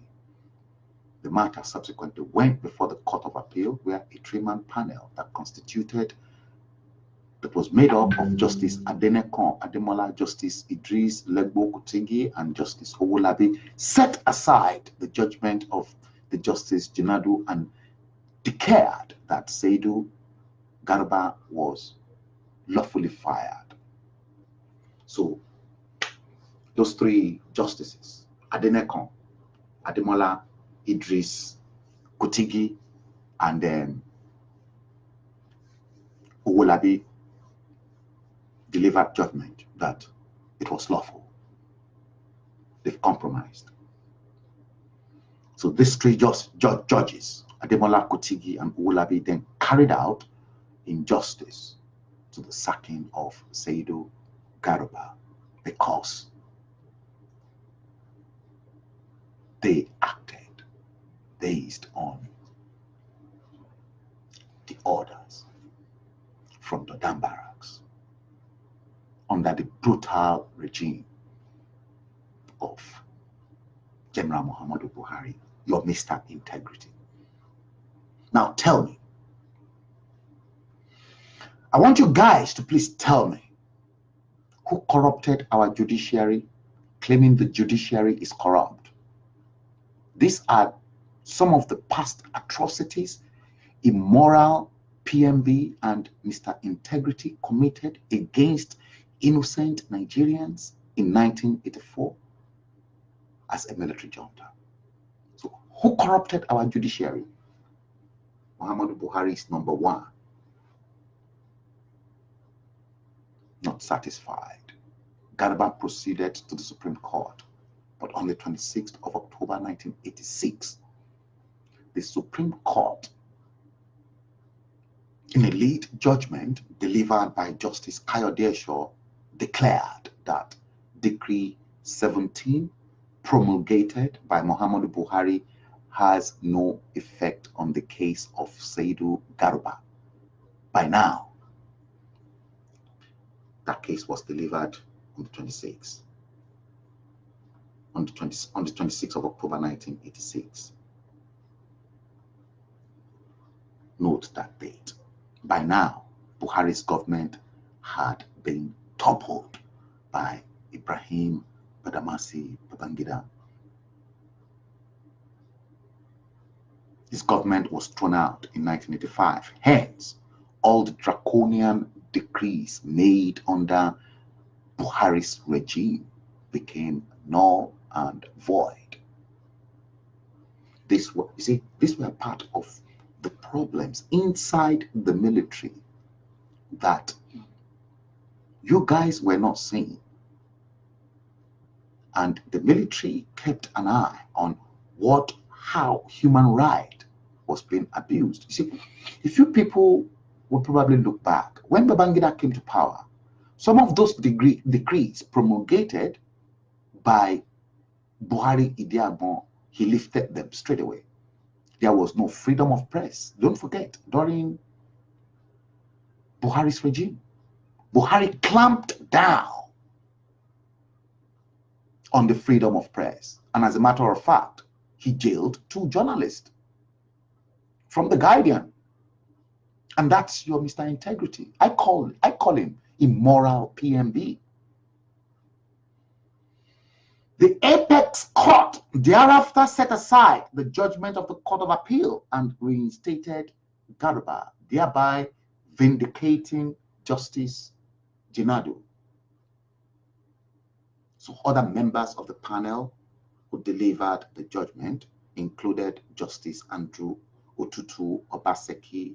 Well, you know, Obaseki's family, they've been all involved in law. In fact, one of the Obasekis, Jennifer Obaseki here in London, a solicitor, is a friend. So Seidu Kawo, some of those judges, Andrew Otutu Obaseki, Seidu Kawo, Abdul Ganiu, Olatunji Agbaje, and Philip Nameka Agu. Threw everything out of court. So celebrating the courage of Justice Jinadu, the Guardian newspaper in Lagos, in its editorial on the 1st of November 1984 titled Justice Jinadu, a tribute to courage, said in their headline, not many men ever utter words so power-packed or so profound that they recommend themselves for perpetual remembrance. Of course, Justice Jinadu has done that. But then, not many men qualify for remembrance. Justice Jinadu qualified within the Nigerian legal system to be remembered for life, even at 90. Mr. Justice Yaya Jinadu, formerly of the High Court of Lagos, shines like 100 diamonds on both accounts. Mr. Justice Jinadu bowed out of the nation's judiciary. He said, and I quote, "I cannot condone any attempt to destroy the judicial system in this country using me as a scapegoat." End of quote. Those eternal words to me may one day go down as the epitaph of this remarkable Nigerian called Justice Yaya Jinadu. Remarkable because Justice Yaya Jinadu is one in a million in our public life ever to demonstrate that the exigency of bread, not to mention the butter on top of it, will never corrupt them into desecrating the sanctity of a respected principle. Justice Jinadu is still alive, hale, hearty, happy, and well. He's 92 years old now. General Muhammadu Buhari is back in power as president of Nigeria.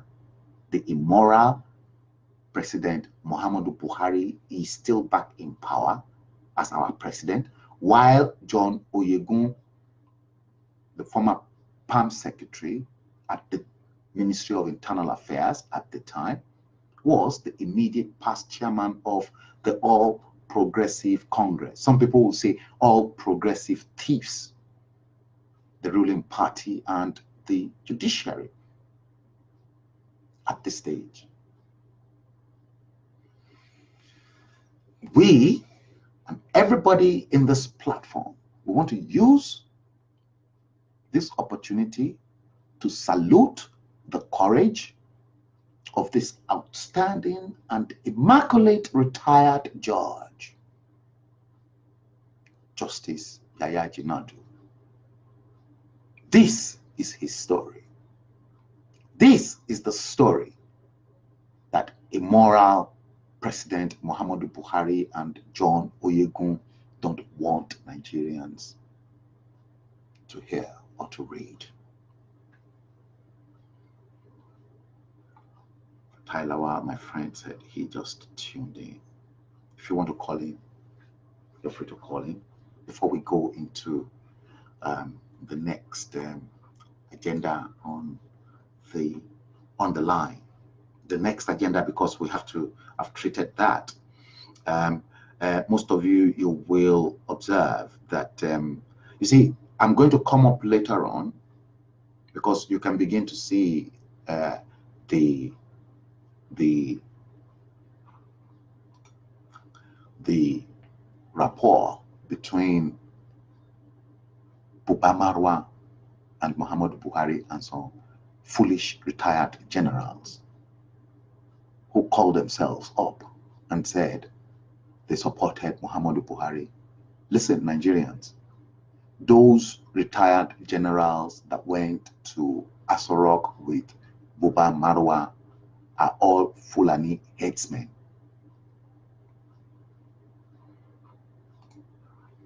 We will look into that. We will seriously look into that at some point in time. Um, see, a lot of things been going on in that country. Nigerians, food has been packaged by different ones. Listen to this.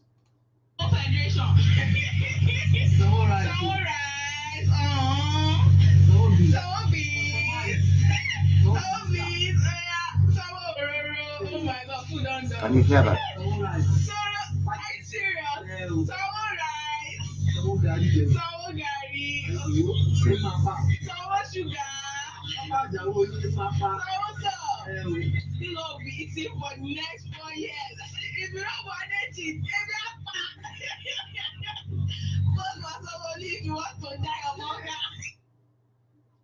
You see, guys,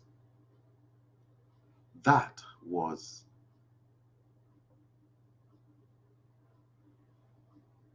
the man who is contesting for Lagos State gubernatorial seat, Sanwo-Olu. They call him Sanwo-Olu. Some will say Sanwo-Dola.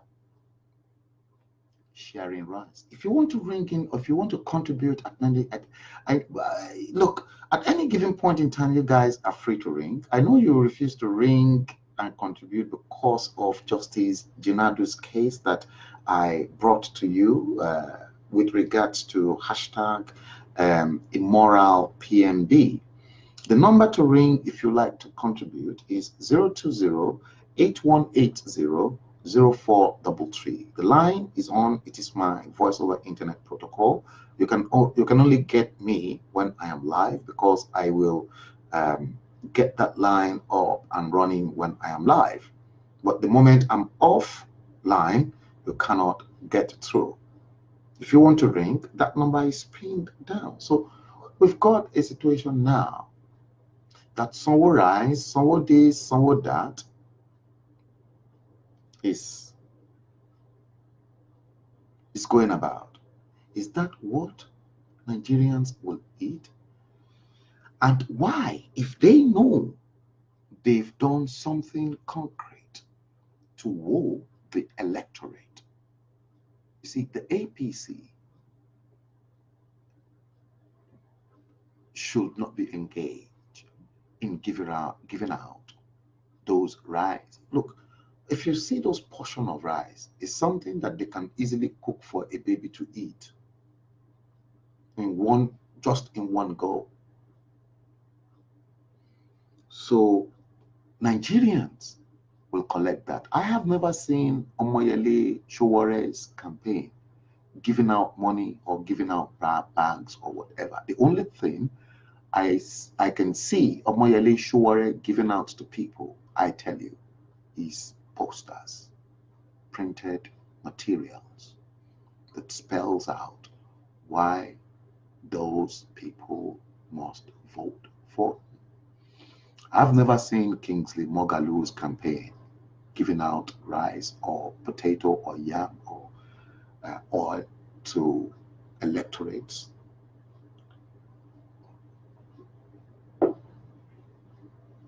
Why should they be giving out those nasty stuff to Nigerians? Nigerians are wise probably now.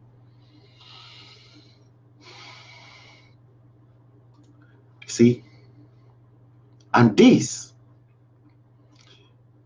it's not okay. We have a caller. Hello, caller. Good morning. Oh, good afternoon. Oh, is that not Franca Obi? Yes, it's me. Hello, Frank. How are you? Yes. Good afternoon to you. How are you? How are you keeping? I'm fine. Are you?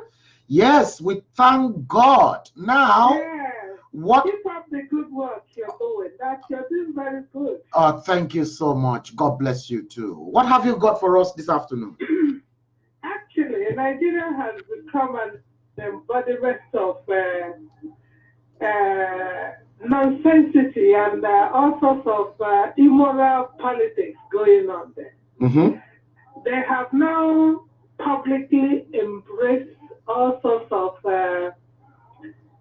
indecent politics, and Mm-hmm. that is all they are exporting to the world and Right. showcasing that anything goes in Nigeria because they are now using poverty and impunity Mm-hmm. and using all sorts of illegal democracy to be in power.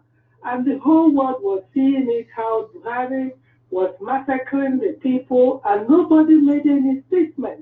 Mm. That is unfortunate. I don't know why. And this man came up again to ask him for food. For what? Mm. With the blood of people he massacred Mm. and with the poverty, rate of poverty, and he's not that he's going to do it can win election, but by rigging and destroying all the institutions he made. Look at the judiciary. He's trying to set fire in the judiciary. The EFCC, he didn't do nothing. The ICPC or ICC or whatever, nothing. So I don't know. He is using Nigerian money, bragging his way all over the world. Look at even he became a mockery to ICC, International Criminal Court of Justice. That's right. Because he bribed everybody. Yeah. He went even the EU. Everybody is so silent in what he's doing in Nigeria. I don't know why. Mm. So, but I hope the common man in Nigeria will see sense and do the right thing. But what I am seeing in Nigeria now that everybody now knows that how they rig, and no matter what they are going to do, they are going to rig the election. Oh, that's definite. That is certain. Because I've been told from reliable source that the results of the elections are already known anyway, and that Muhammadu Buhari has won. How can we win an election in Nigeria? But look, the figures are already down. You guys, they said, let them go and waste their time to vote. He's been perfecting plans since he was sworn in on how he will rig the election. But it's impossible that somebody like Muhammadu Buhari can win an election in Nigeria. I mean, because if he has to perfect a plan like this, which is a blueprint all over the world for people to use, even in some in the Western world, you can use impunity, destroy the institutions and everybody, and then continue being in power. Now, let me, Franca, whilst I've got you online, let us both listen to this from the American ambassador. Hi, I'm Felix. I'm the United States ambassador to Nigeria. You want to lower your volume, please, Franca. These elections. Yeah, I think I have. Okay, let me. Yeah, I can hear. Yeah. It's okay, now, is it? Yeah. Yeah. Let's listen to this. United States ambassador to Nigeria. And I want to talk to you for a few minutes about your upcoming elections.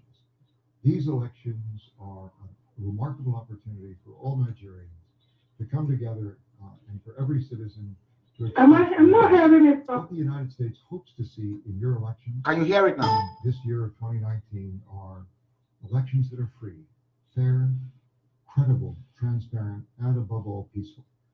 In this process, I know one thing. It is absolutely important for the citizens of Nigeria to personally take part, beginning right now by making sure that you know what your rights are. Then on election day, you won't have an effect unless you vote. It's terribly important that you work together to make sure that your votes are counted. That was the American ambassador to Nigeria telling Nigerians the importance of this particular election. Yeah, but what I am understanding in that is if he's being frank to, doing the necessary things other people do in a democratic country. But Nigerian democracy is quite different. So I want people to match their desperation with their own desperation, but unfortunately, people's desperation is hunger and poverty. That's right. Because Frank Obi, you and I know that the political class in Nigeria, they've plunged Nigerians into such a terrible state that hunger, poverty is the order of the day, and you see, because the people are hungry, whatever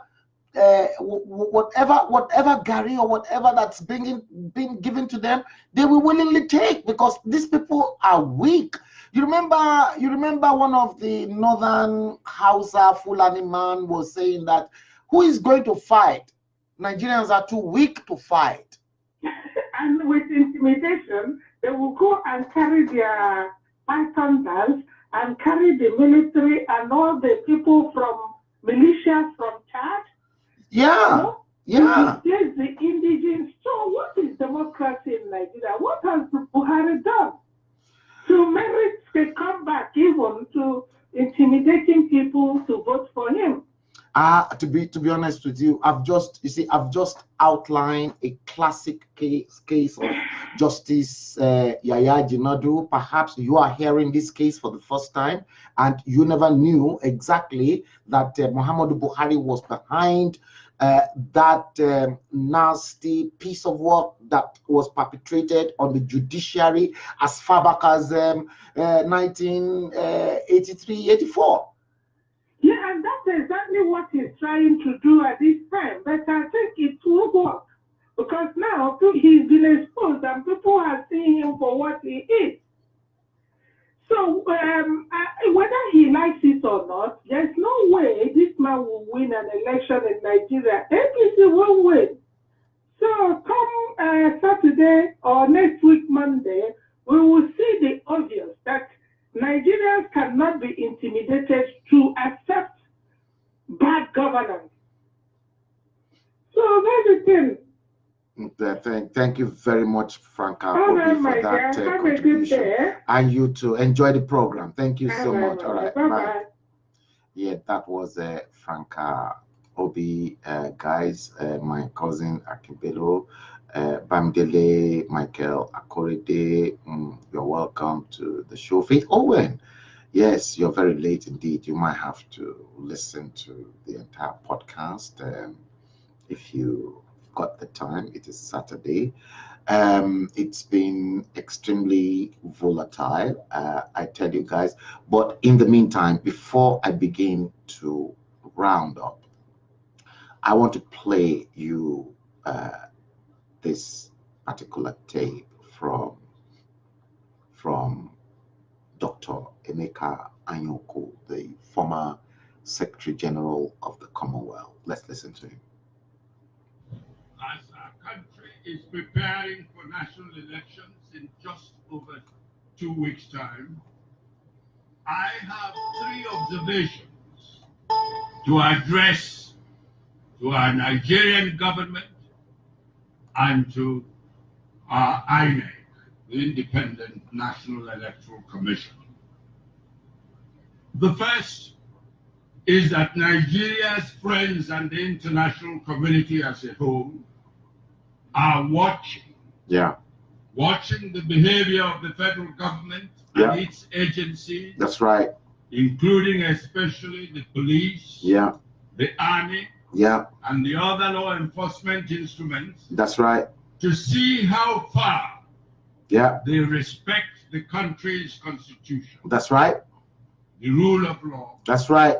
and their inherent obligation Mm. to act impartially and fairly in playing their roles in respect of the election. That's right. From my long experience with international politics, Yeah. I must warn that no country can be an island unto itself, That's right. especially in our increasingly globalizing world. That's right.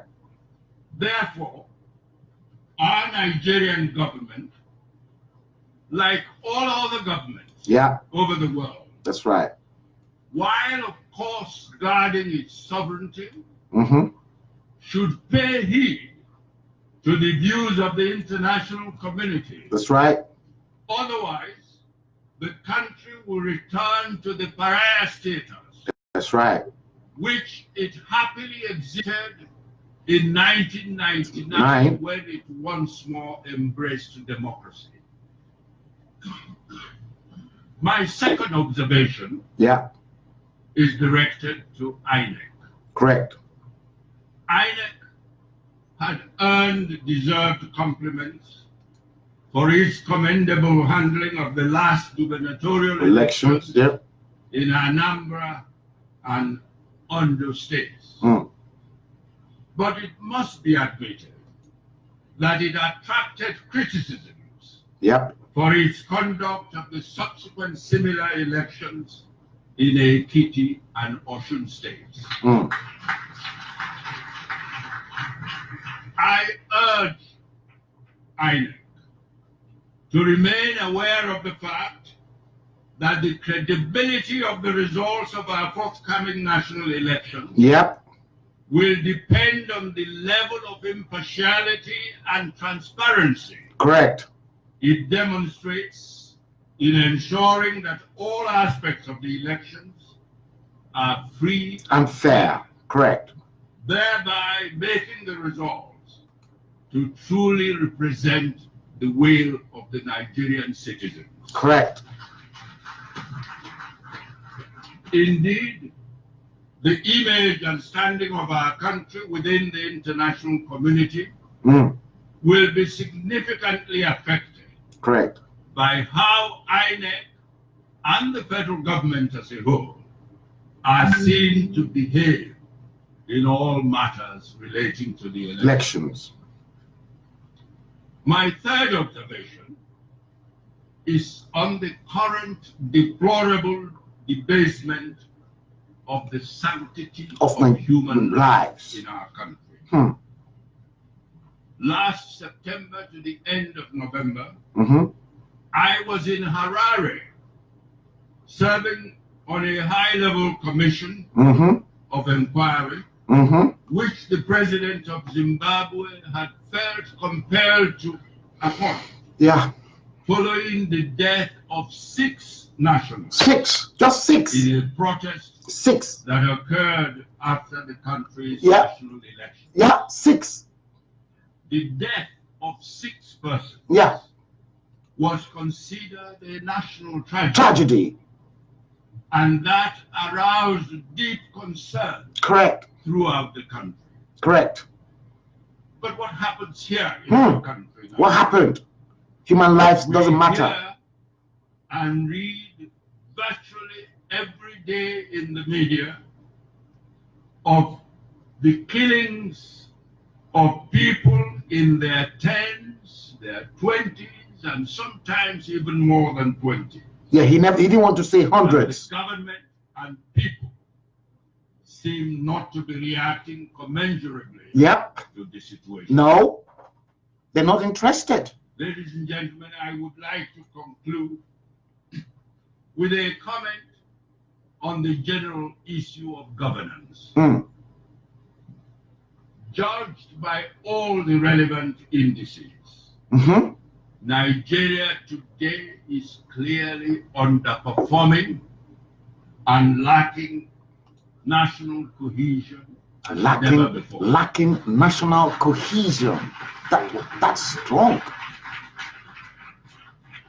And so, like Cato in the ancient Roman Senate, who, because of his passionate desire to subjugate Carthage, the then arch-rival of Rome, always ended every speech he gave in the Senate with the words Carthago delenda est, meaning Carthage must be destroyed.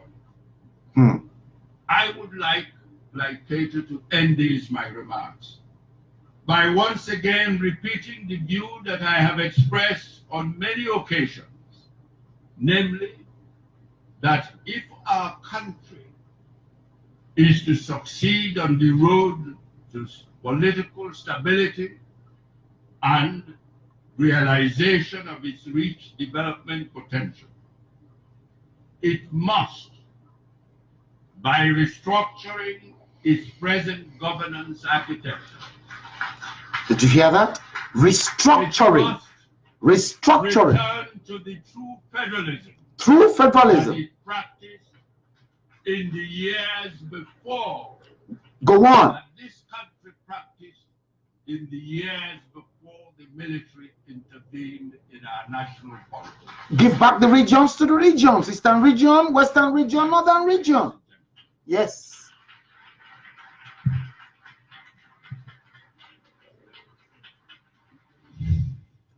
Guys, that was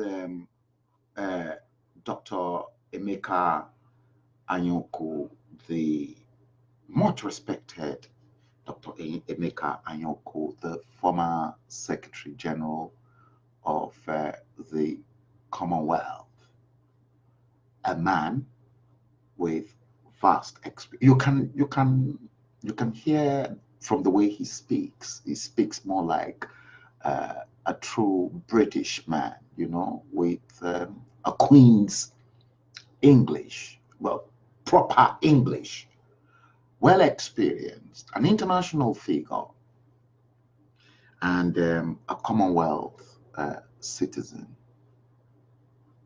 clamoring that Nigeria need to go back to the drawing table and restructure the country graphically. Nigeria is not working. Let's go back to the region. But the question is, will they allow us? Will they allow us?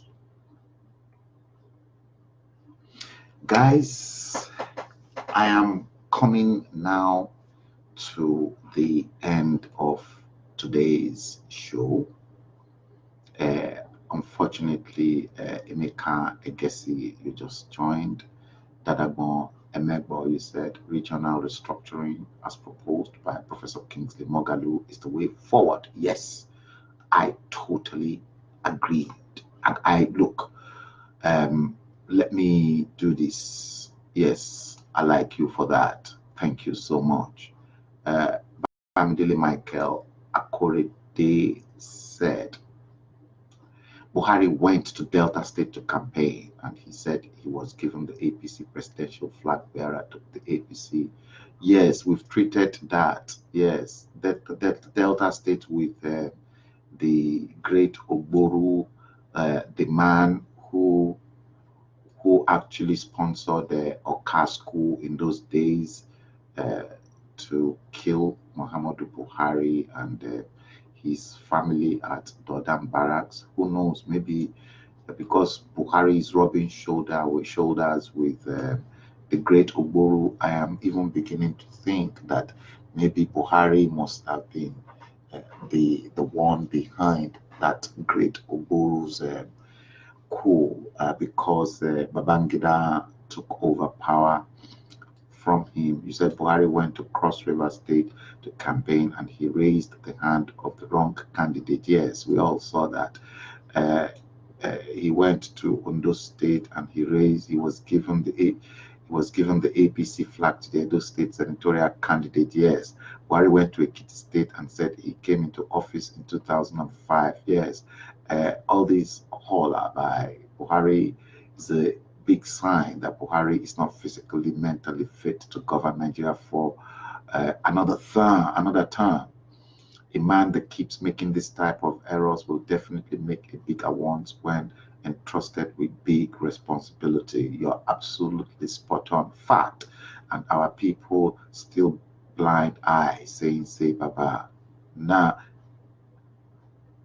the guy all promise cancelled. Yes, you are right. Okuma, you are right. Bamdele Michael Akorede. Okumai Ayekoto, he said restructuring can work with this government or with Atiku.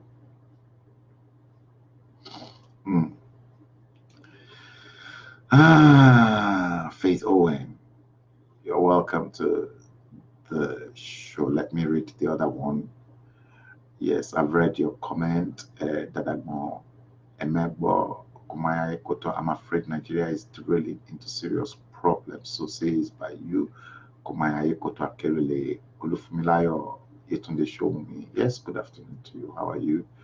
Yes, good afternoon to each and every one of you guys. Fatai, Lawal, Jackson Joseph, all of you, my auntie, Desi Ajiro Tutu, I want to salute every one of you. Sarah Ahmed, Ayo Gundimu, Citizen AY. Yes, I think I signed, Ayo, I think I signed your stuff online for Facebook to unblock you. Maybe you want to start shouting your stuff over on YouTube, perhaps. Look, guys, the time is now coming to. I've been online for 2 hours and 22 minutes right now. Today is Saturday, the 9th day of February 2019. It's approximately 12:28 London time.